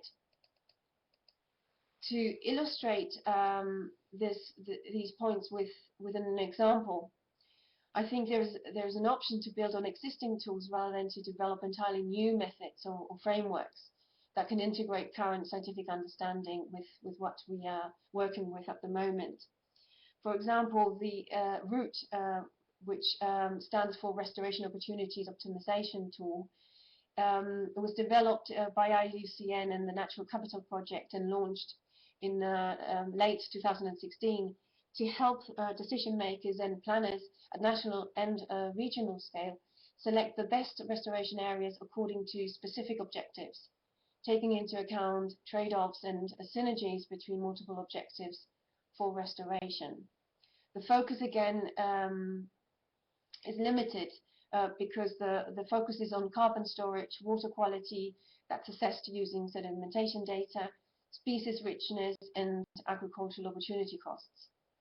So a tool that can help create richer but not necessarily more complicated maps would be extremely helpful for decision makers, planners, developers, and of course investors.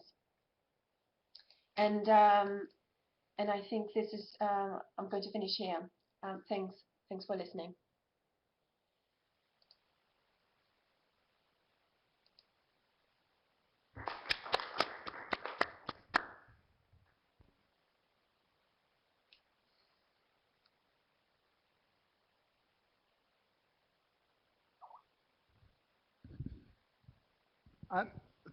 Thanks, Victoria.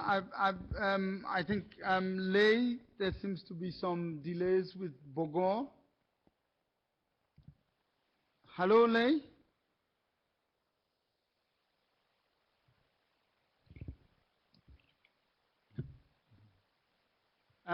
So we don't know if we will try. Thank you, Victoria. We'll just hold on, and we'll try and link up with the next speaker. But we'll take all three speakers before we take questions, right? So please, we want to remind people to keep putting on their questions on the trees are cool chat.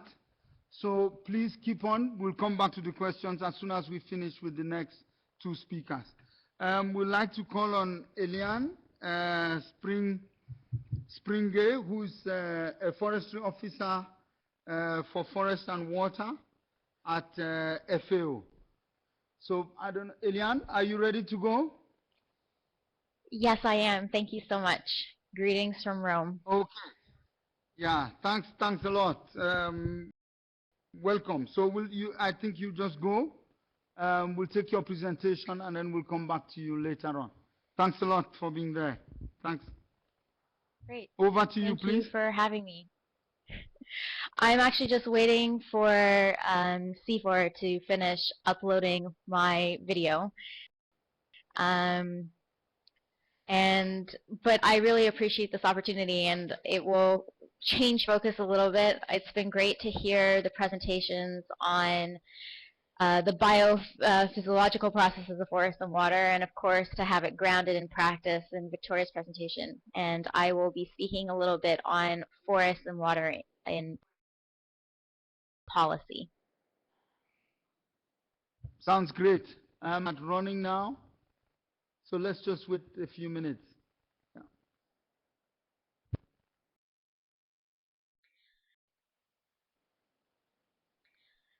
Good day, everyone. My name is Elaine Springe. I'm the Forestry Officer for Forest and Water at FAO, based at our headquarters in Rome, Italy.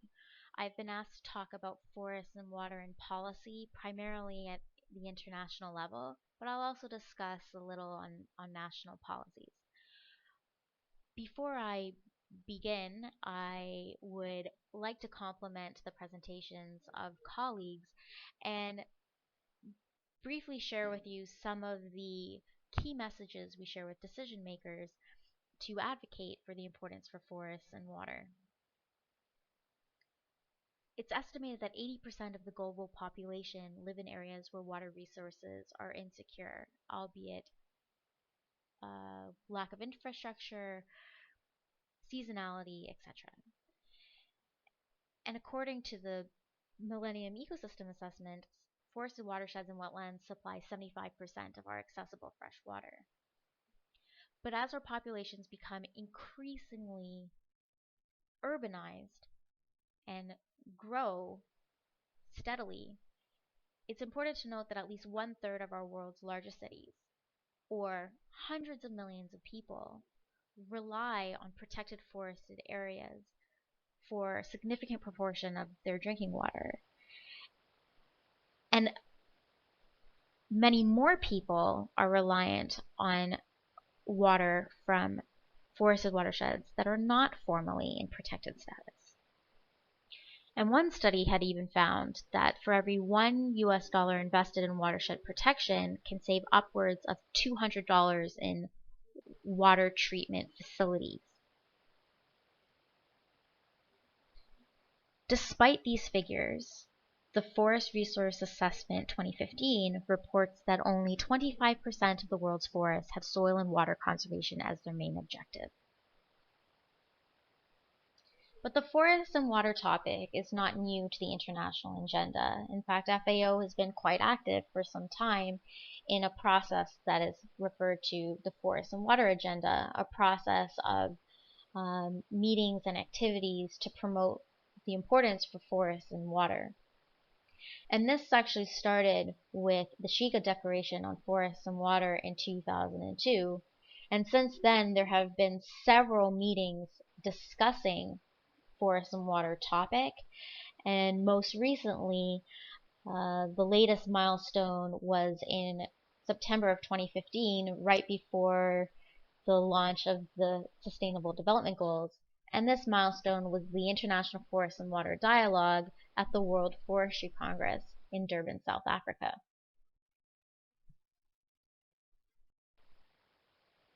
And FAO has actually gone so far as to summarize what has come out of these meetings in the publication Forests and Water International Momentum in Action, which you can access using the link on the right. And what we found was that in the period of 2002-2013, the recommendations of these meetings were rather consistent. The first major recommendation being that we need to improve our understanding of forest-water interactions in the face of climate change for different scales and various forest types, and that we need to be better at communicating this research to decision makers and practitioners, which is something the publication that has inspired this virtual webinar has really taken leaps and bounds to do.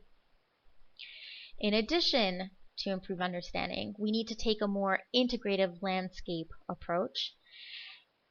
And referring again to the publication, we need to look beyond the traditional watershed scale, but that a landscape approach may be even looking at national, regional, and continental scales. And that in order to do this, we need collaborative partnerships that cross sectors. We need capacity building at regional, national, and local scales or levels. We need improved monitoring systems. And that perhaps with this, we are then able to evaluate forest and water relationships as well as develop intersectoral policies. While these meetings and recommendations are necessary, it's equally important that they get implemented, which is precisely why several partners, including FAO, ICRAF, IUFRO, and INBAR, developed and launched the 5-year Forest and Water Action Plan at the World Forestry Congress in Durban in 2015.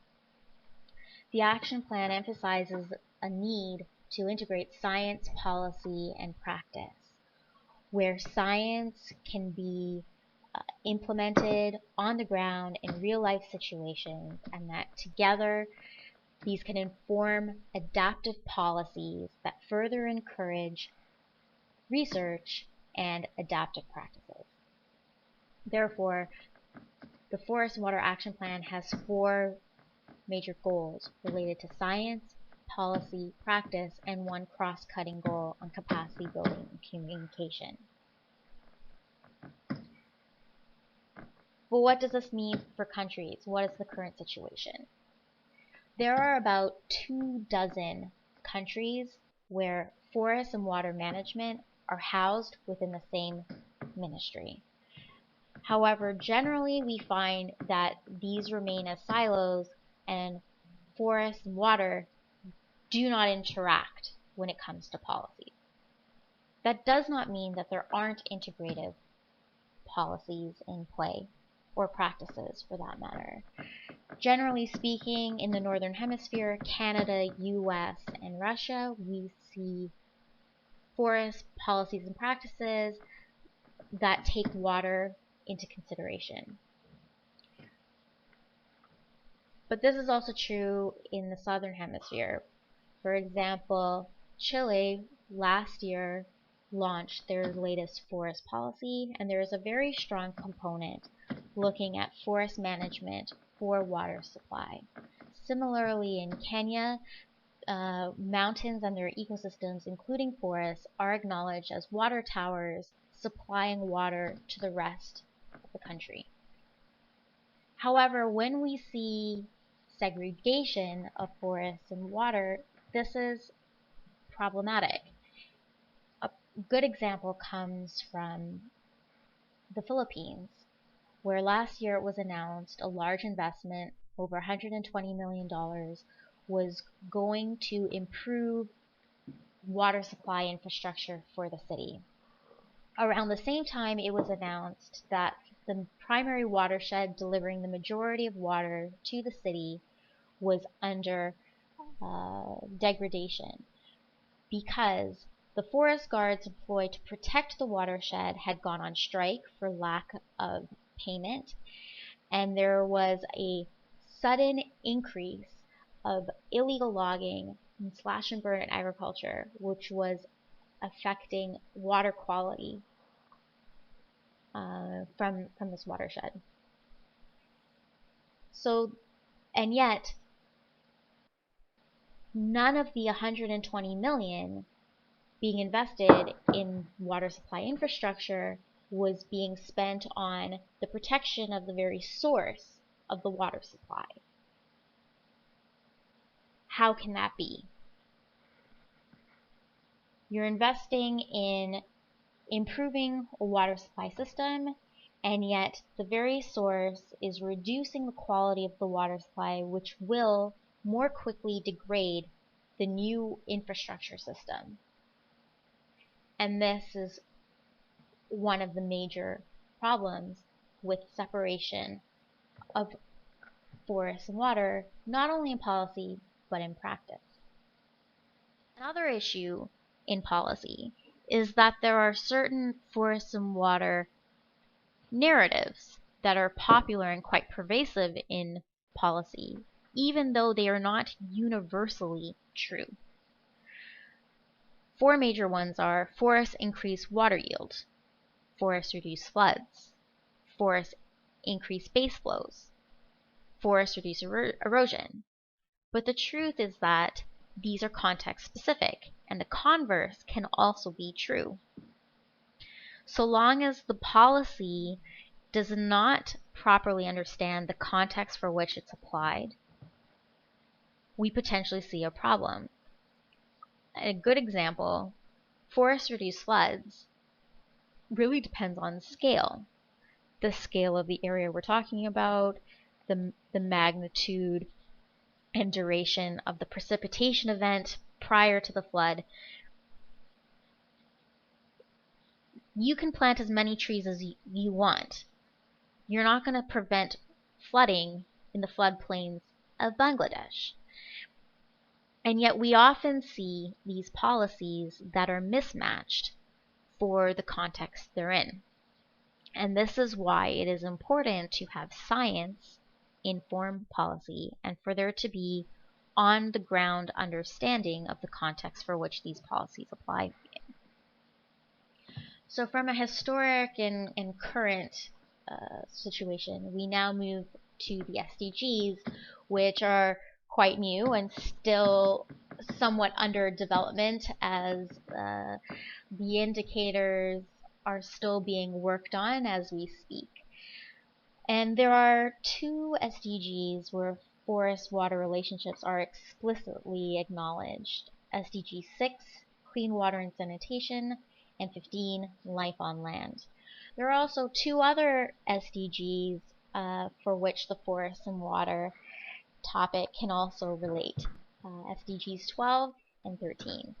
Now, as previously mentioned by colleagues, the climate change agenda does not go beyond greenhouse gases, and therefore we still need to try and push the forest and water topic because it is incredibly important for climate change. But it is encouraging that within the INDCs, or commitments of countries to the climate change agenda, forest and water relationships are sometimes acknowledged. Special ecosystems such as mangroves and montane forests are explicitly mentioned for certain INDCs. So this is encouraging. But it is important to note that a lot of countries mention forests and water or these special ecosystems contingent on the availability of funding, meaning that they will only work on them if they receive funding from donors. On that note, I would like to look a little bit more closely at SDGs 6 and 15, for which there are three relevant targets: 6.4, 6.6, and 15.1. 6.4 looks at increased water use efficiency across all sectors, and the custodian agency for its indicator is FAO Aquastat. Hopefully what we will see in time is that the forestry sector becomes more water use efficient, particularly the planted forest industry. Targets 6.6 and 15.1 are actually very similar and plan on using similar methodology, namely remote sensing, to measure progress. 6.6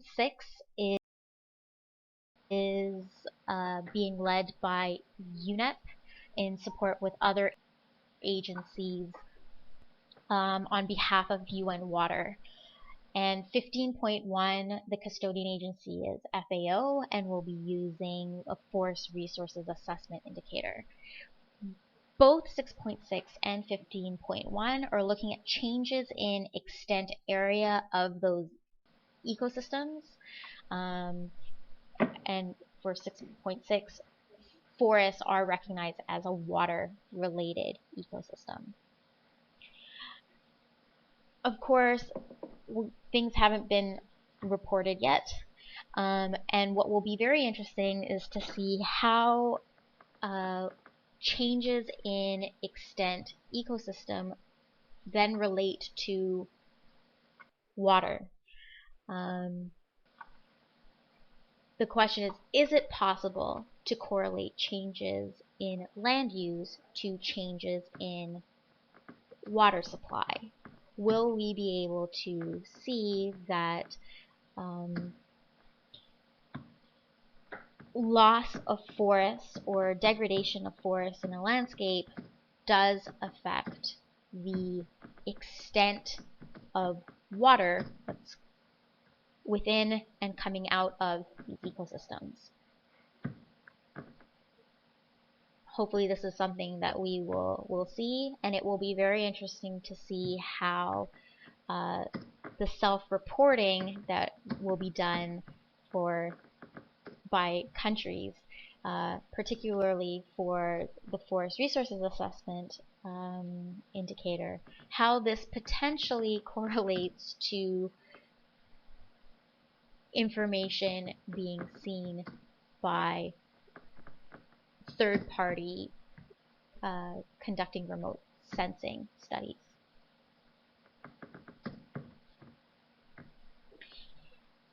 So what does policy need in order to include forests and water?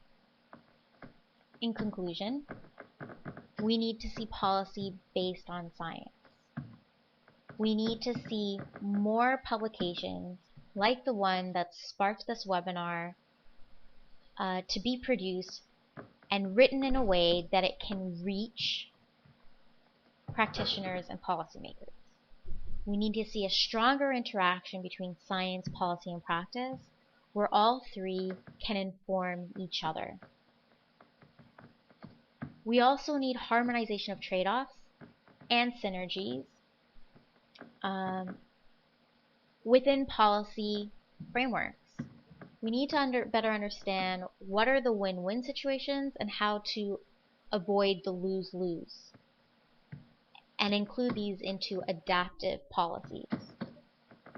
Lastly, we need to see institutional mechanisms and opportunities for dialogue in order to address potential conflict in policies, particularly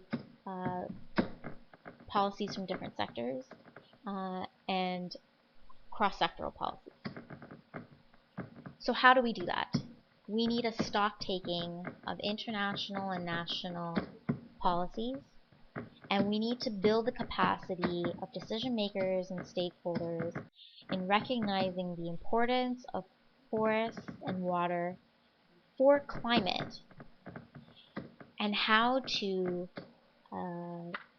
implement practices and policies that will help to maintain these important environmental processes that help to regulate environments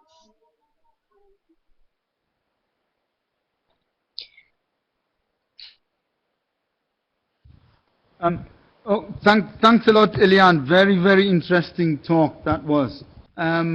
We'll try and go back to Bogor for Lei to introduce Vincent. And we'll come back to you, Elian, with questions after Vincent's talk. So please stay on, and hopefully Victoria is also hanging on in there and waiting as well. Thank you very much. Thank you, Peter. Over to you, Lei. Yes. So I would like to introduce our last speaker for today. It will be Dr. Vincent Gates, the Director of CGIAR Research Program on Forestry and Agroforestry. So as we promised before, that we will connect the knowledge into actions through research. And please, Vincent, the floor is yours. Thank you, Lei, and thank you, everyone. First of all, I feel very privileged because I think from yesterday and today I'm the only one speaking, not being a co-author of this paper with by David Ellison and colleagues, and I think several colleagues from FTA have been involved, and I think it's the kind of research we definitely want to do in a program such as FTA to enable challenging the theory or creating the conditions for thinking outside the mainstream theories and the implication it can have. And here around water, trees, forests, and climate change. We shouldn't minimize, at the same time there's a congratulation, I think we shouldn't minimize the challenges that will come out of this research in terms of further question it asks to research, because in fact we are adding a lot of complexity consciously to a problem. We are adding new processes at different scales. We are exploring new correlations. Therefore, we're adding also new uncertainties, etc.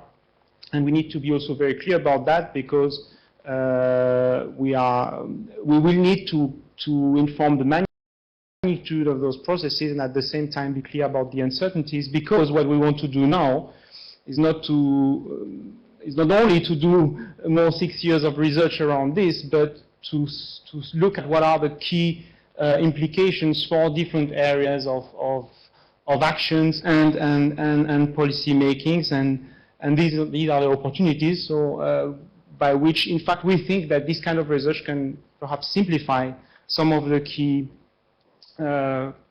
solutions that we have in different ways. So basically, I won't go very in details in terms of the main findings. These were discussed during 2 days. What would be nice, and I think what the team of scientists themselves have tried to do in a kind of a IPCC type, to assess the degree of confidence that these different findings have, because they will be very important to informing the confidence we can have in terms of solutions that we can provide to problems or to policy. The main thing that we can perhaps retain from this paper, this approach, the review, is that really we are in a turning point in terms of perception on how forests and trees play a role in the climate debate. I think that was said from the beginning by Peter Holm, Director General of CIFOR. In fact, 1992, 25 years ago, everything was about carbon, the need to mitigate carbon, and forests are full of carbon, and therefore forests have a big role to play. Now, we are at a point where we need to better understand the relations between forests, trees, land uses, and climate through not only the carbon cycle, but also the water cycle and other geochemical cycles. This causes a paradigm shift that we want now to call, whereby people are looking at forests from a mitigation perspective. That's the majority of the literature in IPCC, for example, is about that. Then suddenly, how can forests adapt to climate change? And then there's a very little part of the literature about how forests and trees can play a role to help the world and its people at different scales to adapt And this is the perspective that we want now to put at the forefront. Forests and trees will be, in the new paradigm, key for the adaptation at different scales, the adaptation of agriculture, the adaptation of livestock, of crops, etc., and in the face of climate change, ensuring that we reach a lot of other objectives. And this, in fact, will, we believe, will simplify the discourse or the narrative that were sometimes complicated between mitigation and adaptation, because, in fact, forests and trees will start in a hot world to play a fundamental role at different scales in adaptation, and at the same time, they will, because they store carbon, they will provide mitigation as a co-benefit. So this is really the change of narrative we're calling for. It's also an inversion of perspective. I think we've seen the last 2 days, from a top-down global carbon cycle perspective to, by bringing water in, by bringing the water cycle at different scales, a more bottom-up perspective, with also the policy implication it can have in terms of local perceptions and finding for local solutions. Go ahead. Yeah. As we've seen, for example, even this afternoon, a good example in terms of in Kenya, the Mau forest, etc. So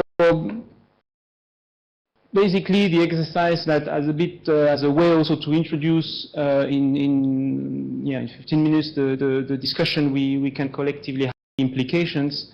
What these findings do have for implication in several domains. And I will briefly go through 6 of them, from climate research, climate policy, restoration, landscapes, food security, and the SDGs. But before doing that, I would like to say that all across this domain, what this new role of forests and trees through water, through local cooling effects, to climate can bring, is to enable people to better understand what are the stakes in terms of climate change adaptation, and what are the concrete actionable options that they can benefit from, and from acting at land use. So it also opens new practical avenue for bringing stakeholders, bring farmers together to understand what to do. So the first domain is perhaps the most immediate one. It has been discussed already this afternoon.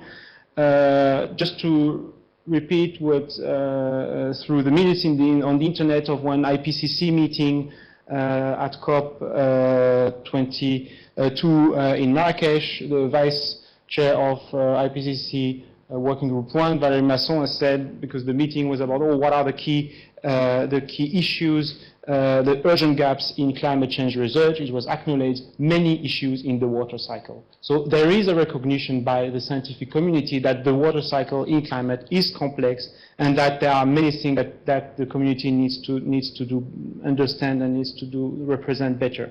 Three among those 3 that we have discussed today, reducing the uncertainty in rainfall prediction in general circulation models, rainfall, its variability, that's a very relevant direct climate variable. Further research on the magnitude of the effects by which forests contribute to the processes that generates rain and wind and rain, and the resulting rain, and the challenge, scientific challenge, but also a community challenge to integrate, scientific community challenge to integrate these principles identified in these models with active vegetation feedback, and while recognizing that we are here adding a set of several layers and processes and related uncertainties. And as for the climate research, there is another point, because as was said by Elaine, one of the importance also to link to policy, and IPCC is one of the elements that enable that, how to make these findings relevant for IPCC. And there is an upcoming special report of IPCC on land use and climate change. How will this report go through this new paradigm? Climate policy, second domain. Here we are in a new phase with the Paris Agreement, with the now nationally determined contribution that countries have engaged to fulfill.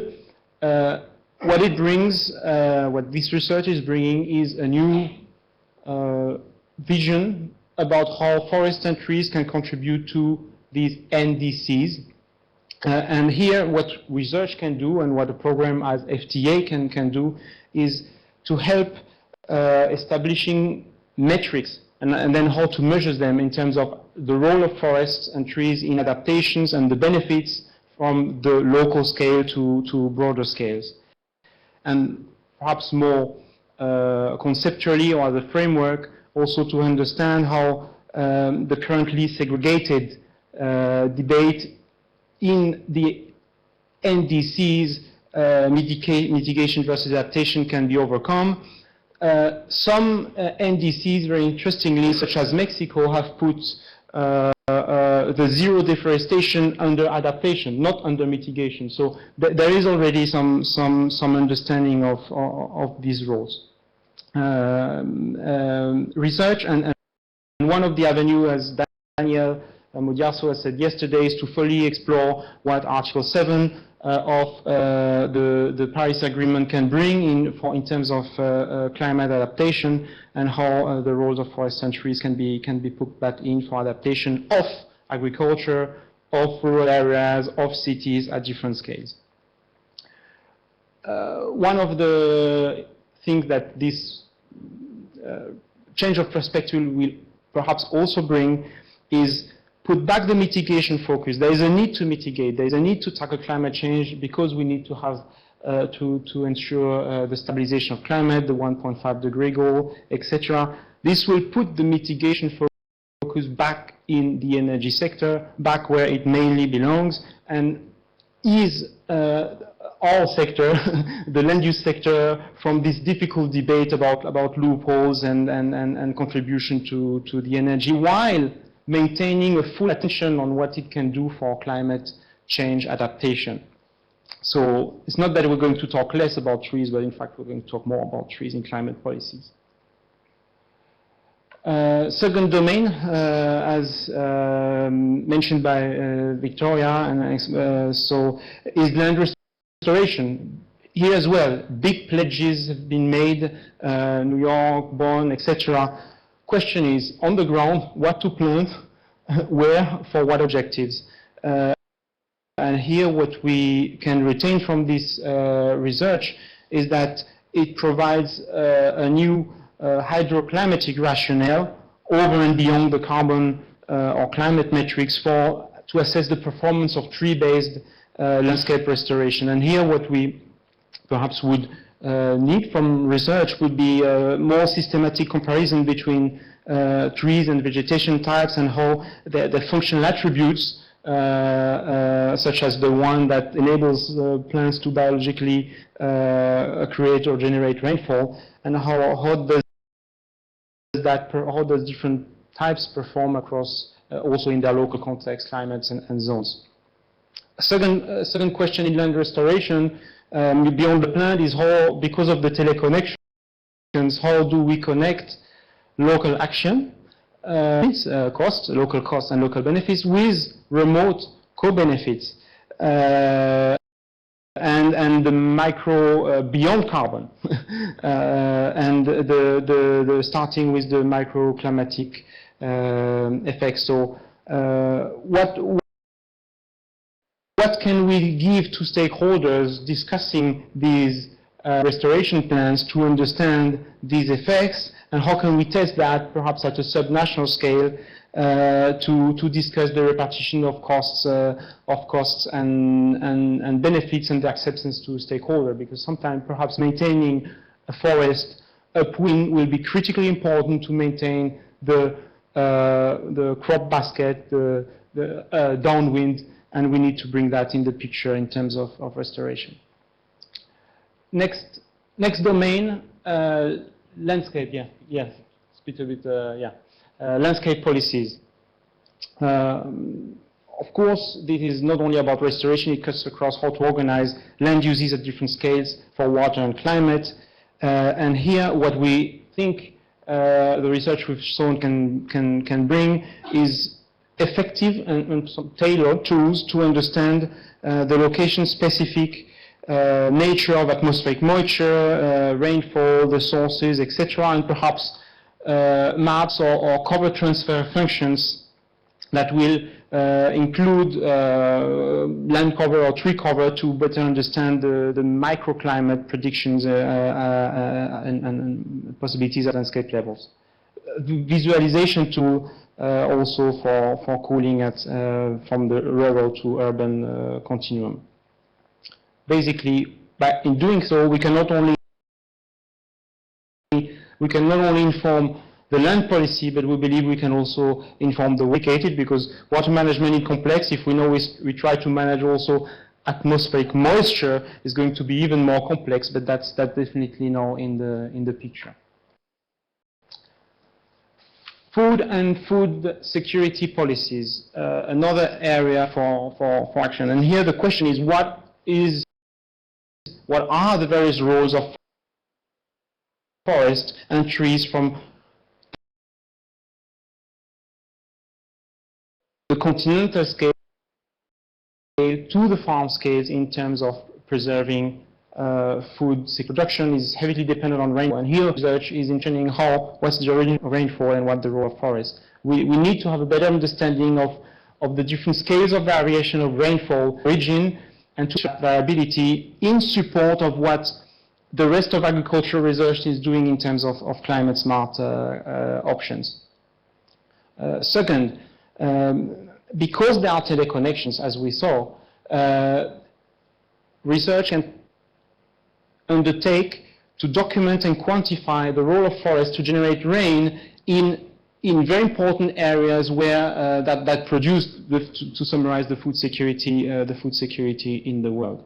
And lastly, at the more local farm or even plot scales, it might be already open door, but to recall that when we're in a hot world, basically for a farmer to adapt to climate change, he can try, or she, to change its crops or rely on a definite innovation to change the variety, etc. But one other option that can be provided is to modify or to enable the systems to better cope with heat, to better cope with hot temperature that can in 2 or 3 days destroy the crop. And many of these options, let's recall that very clearly, depend on how farm systems integrate trees, or different crop systems integrate trees within or at the border or at the farm scale. Finally, last speaker, Elaine, has mentioned this, the Sustainable Development Goals. 17 SDGs, one on forest, 16 others. It's very complex. There are, by definition, many connections. How to navigate through that and how to give to stakeholders simple solutions that are easy to grasp when everything seems so complex, and we are even adding more complexity because we're adding new processes. This is also where we believe, by focusing on these new roles of trees and forests through water, we can find simple solutions that will kill not only one bird or two birds in one stone, but several ones: food security, water security, climate change mitigation. As an illustration of this, I'm here displaying again figure 3 of the paper, which is also challenging one of the common understanding between groundwater recharge and canopy cover.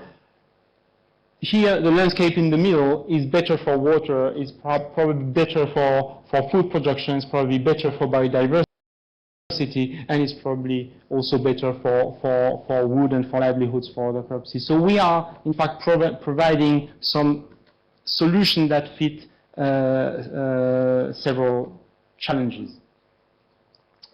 Now, all these implications are for research, for the roles of research, what that research can do in action and in policy making. Of course, that also interpels the role of the CGIAR program on forest, trees and agroforestry, which is the biggest science and research in development partnership to address the role that forest, trees and landscape can play for climate change, for sustainable development, and for food security. And I've just tried to summarize, because some of you are in the room or in Nairobi, perhaps in Lima, that all of this is also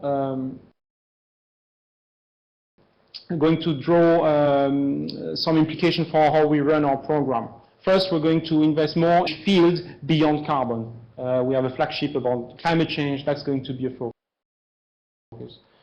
Second, we are going to work at the forest-water cycle interface. There are other programs of the CGIAR that look at that. The climate change, agriculture and food security program, the program on land, water and ecosystems. We are going to harness one of the key advantage of FTA is to be able to ground its science and knowledge on a set of sentinel landscape where systematic data is studied on several dimensions, from livelihood to the environment. And here, a set of 7 sentinel landscape, 2 landscapes are very important for some of the processes we've been studying now, today and yesterday. Water towers landscape across Kenya and Uganda, and the Ghats in India. And what does it mean in terms of the teleconnection effects? What does it mean in terms of food security? We're going to look at that. Lastly, the 5 last red circles is to say that we need, with this inversion of perspective, we need even more to pay attention to location and context. This is what Miner's favorite theory of place. We really need to think about that and look at the various typology that we will encounter between water and forests, depending on the local situation and also the needs of the populations. In doing so, we need to be sure we are not oversimplifying. Of course, our message at CIFOR, at ICRAF, is that trees are very good, and they're cool, and they're good for plenty of reasons, but it's sometimes not always the same reason, and sometimes not the same everywhere. We need to be clear about that. We don't need to, and to finish, yes, because my time is over. One of the important, because we want to be credible at the same time and influence policy making and action, we also need to be sure on how we're going to assess the magnitude and the uncertainties of the claims we've been doing. We know it's difficult, but we need to do that. And finally, to conclude, one of the because we have discussed that in the management teams of FTA with all the partners in the CG, but also the centers outside the CGs. I will not mention them. There are several of them, but well, Cartier, Sierra, Inba, and Tropenbos, that we need to ensure in a research program that for development, that perhaps 70% of the research we're going to do is going to provide solution on things we know very well and we're going to scale up, etc. But we need to safeguard, as part of the research program, even an applied research program, for a bit of research and a bit of time and a bit of effort on this kind of research that is challenging the theory, but at the same time perhaps offering sustainable solutions for 5 years or 10 years. This is what we're going to do also in our program during 2017-2022. Thank you. Thank you, Vincent. Yeah, it's very interesting that you highlight about these 5 action domain, range from climate policy, land restorations, landscape, food security, and finally SDG. And your last PowerPoint presentations also reminds me as my own evaluation tools as one of the FDA scientists.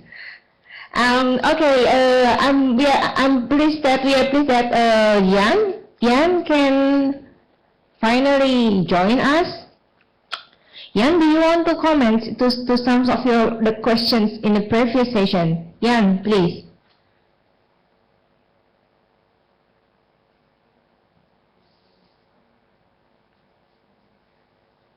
Yan?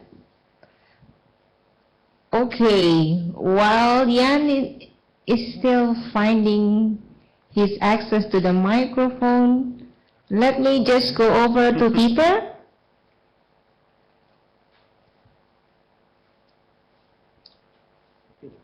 Highly thanks. It was very, very interesting from Vincent. At the moment, no questions yet from the floor. We'll hold on for a bit to see what's coming through. Oh yeah, we have a question here actually, Peter. Yes. So there is a questions from Twitter. So we have chat room, we have Twitter. It's from Fesela with hashtag trees are cool at Forest for Future.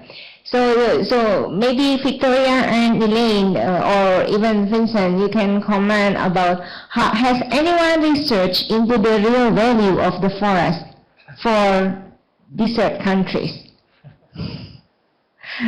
So anybody wants to pick up this challenging question? Victoria or Elaine? What is the question, please? Sorry, could you repeat the question? It was a little hard to hear. Has anyone doing a research or researches into the real value of forest for countries with desert? Desert. Not desert, desert.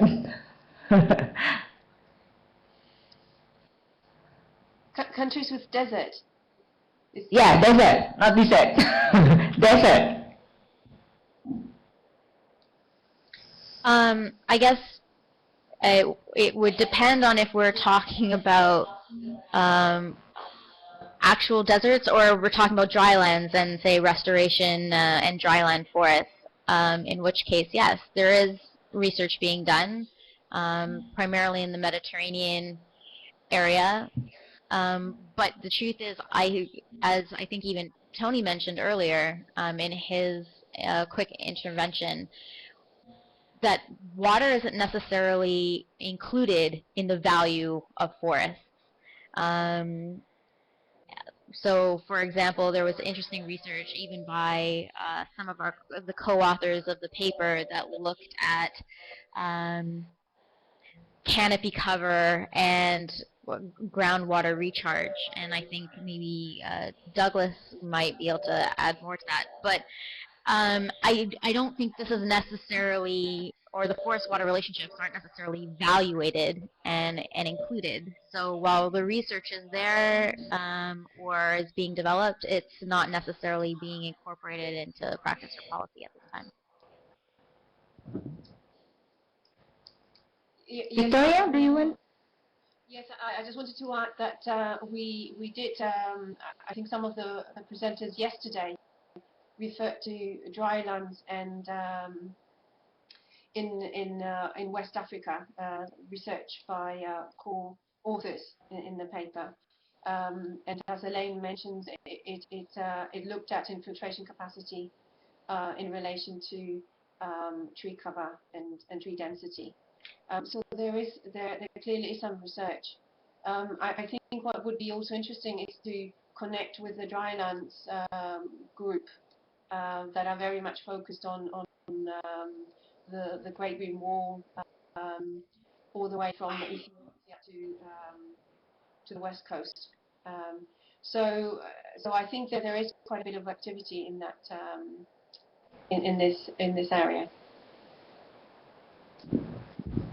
Okay, thank you, Victoria. Well, maybe to add a bit on that concept of value, of course there's a whole separate science on ecosystem services and their valuations, and an active group of meetings and discussions that many of which our facilitator is part of. At the same time, with the perspective of what we've been sharing these 2 days, we need to be fairly critical of many of the ways these valuations have been done so far. they definitely have problems with scale. They tend to look at one thing at a time, try to get some economic value, but I think it is still very far from the current ecological understanding that we are been sharing these 2 days. So I think that field evaluation is still, yeah, we need to further discuss the insights that we have right here now, need to be translated to the people who work within that valuation concept, and there's many challenges on the right scale of doing it. Of course, forest in the desert is a bit of a conundrum. It's partly then a matter of definitions, what is a forest, what not. The very few trees that you still see in the desert per unit biomass will be awfully important, but it would not be classified as a forest by most existing standards. Yes, thank you, Pamela. Yeah, I would like to add more, but from my role as facilitator, I have to to stop. Let me just go to Elaine. We have students here from IPB, the Bogor Agricultural University, and we have Ahmad Solihin. So he wants you to answer his questions on what will be the next agenda of FAO on forest and water. And particularly for the next water forum in Brazil, and what will be how to ensure the SDG number 6 and SDG number 15 to be integrated and sustained. Please, Elaine. Sorry, what was the first part? What is FAO's next agenda? Agenda. Okay. Yeah. Well, FAO is currently trying to develop a standardized monitoring framework in order to better understand forest-water relationships on the ground. There are thousands of forestry projects and activities happening worldwide every year, and quite frankly, a lot of them don't necessarily look at forest-water relationships at all. So trying to develop indicators to encourage looking at forest-water relationships and how forest management impacts these relationships, and have real-life scenarios, preferably at a wider scale. And with this this also goes into capacity building, and our first pilot, of course, will be the We Forest project, as Victoria mentioned earlier. So this is something that we'll be working on for the next little while, and the reason why we're doing this is because, as I mentioned during my presentation, the lack of monitoring, the lack of data, the lack of understanding forest and water relationships for different contexts is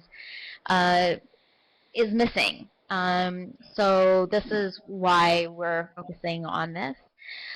As for ensuring SDGs 6 and 15 are sustained, I mean, this is FAO is working on this front from many directions, not only from the Forest and Water Program.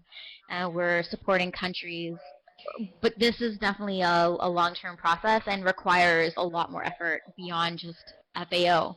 And I think it's up to the different stakeholders, civil society, other international organizations to really ensure that countries remain on track. And we will probably have to look at how to build the capacities of countries to deliver results. And of course, it's a little premature at this stage to comment too much, because the indicators, those organizations, custodian agencies that are in charge of helping to report on these indicators, it's still a developing process. So I think it will be easier to comment once we see the first numbers or the first reporting, and then see what needs to be done from there. Hopefully that answers the two questions. Yes, thank you, Elaine. Peter, you have a question, please. Yeah. Thanks, Elian. Thanks, Lei. There is another question from still from Ahmed Solihin, who is asking, I think, to all the presenters, how do we implement climate, forest, water and energy within a coherent policy framework without buzzwords that will necessarily create confusion and conflict? I think the simple answer is with great difficulty. In my experience, I think you have, as I mentioned, forest, water, even energy policies. They're often housed within different ministries, and even if they are within the same ministries, different departments, there's a lot of segregation, and quite frankly, there's also a lot of conflict. You have incentives for policies, even agriculture policies, that directly conflict with policies of other sectors. And I think until we can develop mechanisms for countries to deal with these conflicts, it will be quite challenging to have truly integrative policies. But I would love to hear from the other speakers what their point of views are. Oh, thanks, Eliane. Victoria, Vincent, any thoughts? Yes. Okay, because I was thinking about this when you know, the questions that were coming up yesterday, and you know, I think it is true that there will be quite many conflicts arising from the various agendas of a whole range of stakeholders. But I think there's also there are opportunities there if we are quite open to think about engaging multi-sectors and multiple stakeholders. So I was referring to a specific approach to forest landscape restoration because I think it sort of has or works with a lot of the key components that is necessary to effectively bring together a whole range of agendas and deliver on a number of objectives. So in some ways, there may be a range of opportunities that are already available that can be brought in and used as entry points to discuss issues that are quite delicate. Also, I was thinking about one of the ways in which we can also help improve communication in terms of taking the knowledge, scientific knowledge base to policy and decision makers. I think bringing the different stakeholders in quite early is an approach that might make sense. In some ways, thinking back at how we developed the policy brief and what we've done with it, we've basically distributed a message. But I think if we had to do it again, probably an idea would be to engage policymakers at some stage to better understand what kind of information, what kind of data is required for them to make certain decisions. And I think that applies to the whole range of scales of decision making with water, energy, climate, etc. So perhaps one of the approaches would be to continue with research that is applied and one that includes stakeholders that will be making decisions later on with results. And if that were the case, and if we were to make this work, I think then one of the advantages would be that you already increased the likelihood of uptaking of taking on board these results. So it's very much I think thinking or rethinking the relationship we have between science practitioners and policymakers to make sure that this agenda comes forth. So. Okay. Oh, well, okay. Thanks a lot, Victoria. I don't see Vincent ready to talk at the moment. Yes, so we'll try and take. No, thanks. Yes, thank you, Peter. No, just thank you, Victoria, because you made my answer easier. Because in fact, I was wanting to say exactly the same thing, and in top of that, saying that we in FTA and with the Global Landscapes Forum and also with CIFOR, what we want to exactly provide is a tool to start from the ground up in organizing these difficult debates. And what you mentioned, two important things, integrate the dimensions, integrate the stakeholders, and inform the dialogue by knowledge that is generated at the same time by the stakeholders given the local context.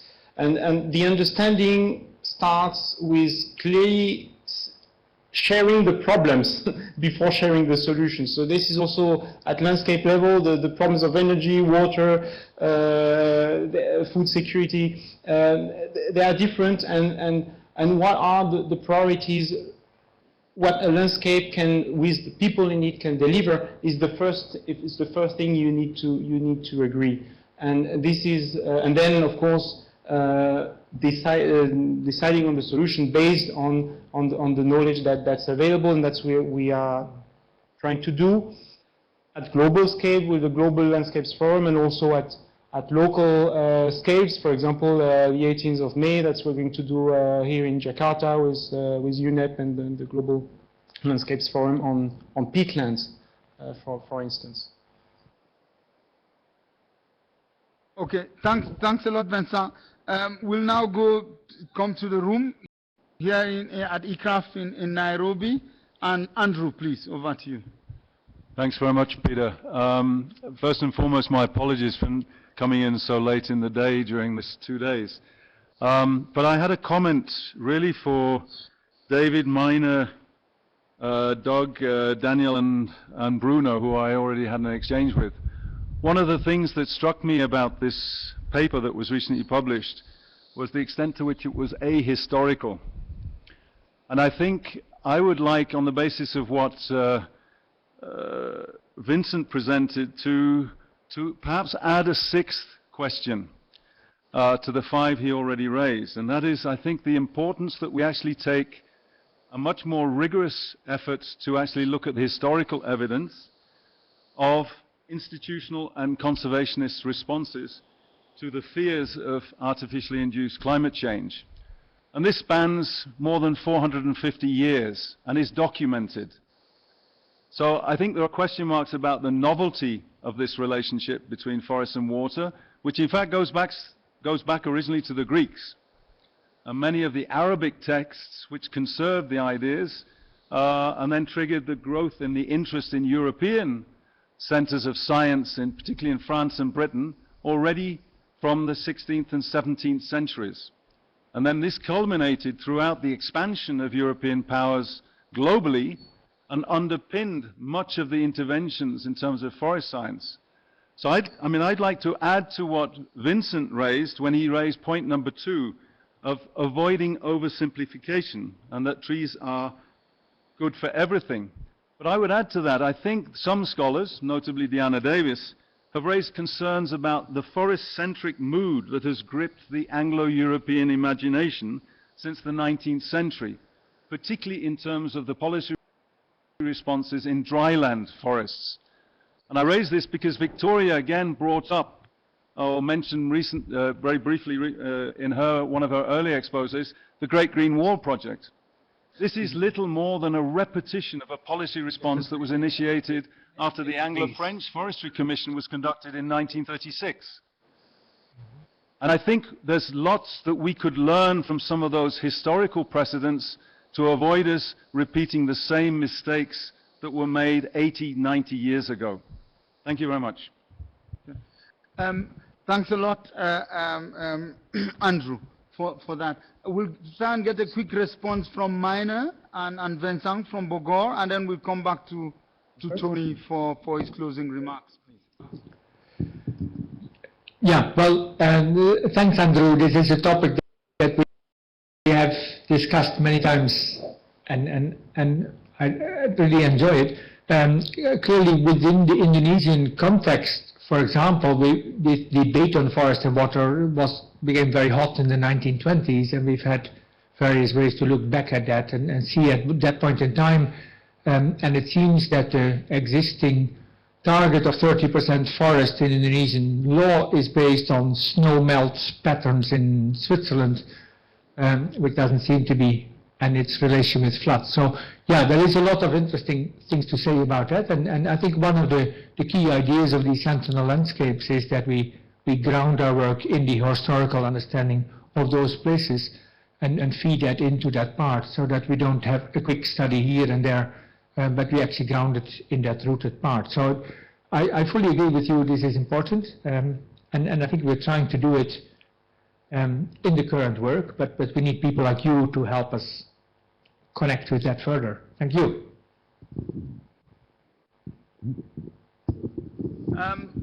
Thanks a lot, Mine. I hope you will continue the discussion within FTA and with partners on this. Elaine, Victoria, Jan, thank you very much. I think it's been great. Unfortunately, we can't keep going because of time, but the talks were great, and I can see everyone really happy. So thank you once again. I think we'll now invite Professor Tony Simons, the Director General of ECRAF, World Agroforestry Center, to offer his closing remarks.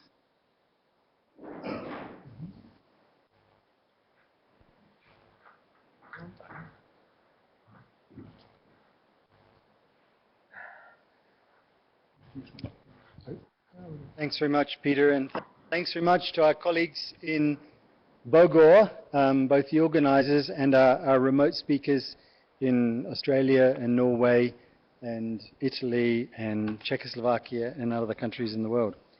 A fascinating 2-day symposium, really, on the linkages between forest and water. And much of it framed in the climate debate. And we've struggled for decades of trying to say, well, let's make the forest be worth more than its carbon. And I think what has been presented over the last few days gives us a lot of hope that maybe water is going to be one of those key elements that reinforces the real value of forests. If you ask for one point in summary about these 2 days, I think it would be that there's been some very clouded thinking. And to the presenters, please take that as a compliment. Because this ability of vegetation, particularly perennial vegetation trees, to pump water, both from hydraulic lift and also the biotic pump that Doug spoke about, is really fascinating. I've learned a lot in the last 2 days, listening to these and checking various facts in Google about it. I think another staggering point that came across is just how many missing elements there are in our various climatic models in relation to water, in relation to temperature, in relation to the presence and role of trees. And yet we take those models as granted, and why aren't politicians listening to them? And our role as scientists is to continue to build the evidence, continue to test the theory, continue to push to find explanations that change human challenges and problems. And I think these couple of days have been fantastic, and I applaud the organizers really for helping frame it and distill it very much for us. A little bit was mentioned about the difference between the price, the cost, and the value of water, and how much water you pay per cubic meter in your country, if it's through a municipal tap, versus how much it's worth if it's blue water in your river or your irrigation canal, or if you're collecting it off a rainwater harvesting roof, or if it's your vegetation that is helping collect it in the soil and recycle it for us. For a number of years, there were big debates about where the water on the world came from. And there's kind of two theories. One is, well, it must have come from inside the Earth. After the Earth was formed, that's where it came from. Or it must be a whole lot of bunch of comets and asteroids that arrived with little payloads of ice on them and dropped it off on the surface as they collided with us. And the jury is still out on that, but there is more of a favor that it came from inside the Earth. And it's not, luckily for us, that it's not leaking to the atmosphere, because clouds are at such a low altitude that we don't lose it, because we have this fantastic gravity. But we're losing, it seems, not losing the water, but we're losing the functionality of it. And we're losing the functionality of it because we're losing the forest. And driving those functions, and not just the ecological functions. And you know, perhaps it's a shame that we didn't have more on the human, the livelihood implications of a lot of the work that was discussed here today. So perhaps that's the challenge for the next iteration of the seminar on how it affects people's livelihoods. And people's access, availability, their rights to use water. Because we know a lot about those very linear watershed relationships where downstream users get put out. But these teleconnections show that, you know, there is that role for international understanding and policy making. You know, Gabon has 87% forest cover. Does American Samoa has 95% forest cover? Do they need that level of forest cover for their societies? No. But the world needs it. The world needs it as a carbon sink, and the world needs it as these biotic pumps and drivers of beneficial precipitation. So if the world needs it, the world has to pay for it. The world has to provide for it. The world has to be accountable for it. And that strengthens the idea that maybe, you know, carbon has tried fighting on its own to help protect forests, and it hasn't worked.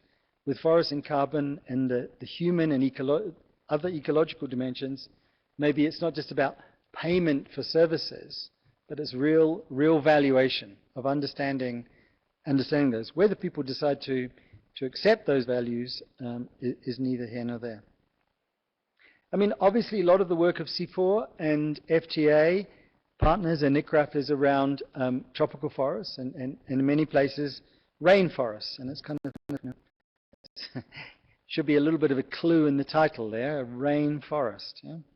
So it's a forest that generates rain, and it's a forest that receives a lot of rain. And what we've seen from a lot of the presentations today is that there is a link. Anyone in Bogor or Nairobi got the best definition for us of what is a rainforest? We're all experts. It's our field. We should know about it. It's the topic of this seminar. So go to Google and find out your own nice favorite definition of what a rainforest is, and whether that's the minimum number of months that doesn't receive 100 millimeters of rainfall, or the lowest threshold being 2.5 meters of rainfall a year. Come up with it, because we need to be able to champion rainforests, and that's every single tree, not just those that occur in our classic rainforests. So just with those few closing remarks, again, like to thank you. This, although it's only been 6 hours of presentations, it's been tremendous effort by the planners, the conveners, the moderators, the presenters, and others. And I look forward to discussing with our staff in ICRAF and also with our FTA partners on how we take this forward and mainstream and challenge ourselves more in our own individual project agendas and the center agendas and in these CGIAR research programs. Thanks very much for being part of what has truly been a fantastic event, and can we show our deepest appreciation to the organizers, the speakers and conveners behind us. Thanks very much.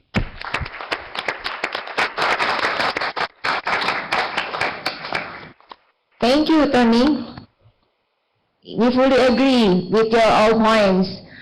So it's time for us to close this symposium, but there will be some announcement. But before the announcement, let us give a big hand to all our speakers.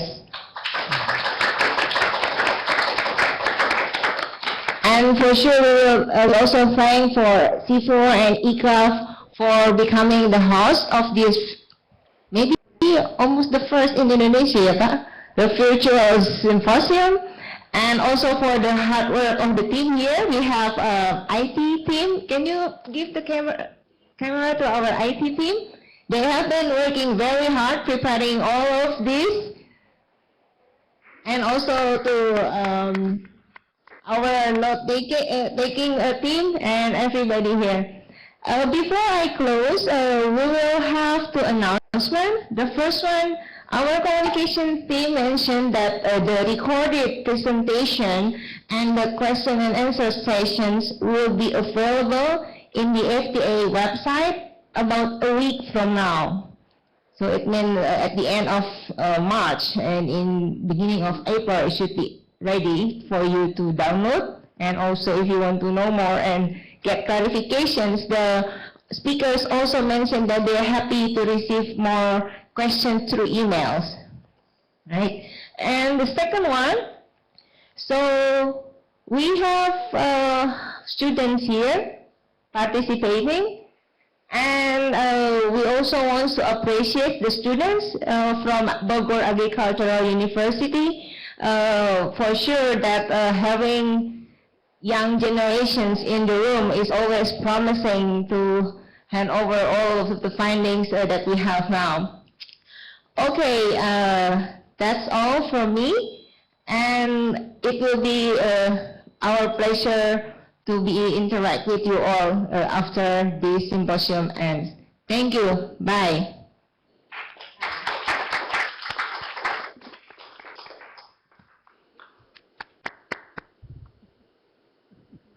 Good. Well, thank you.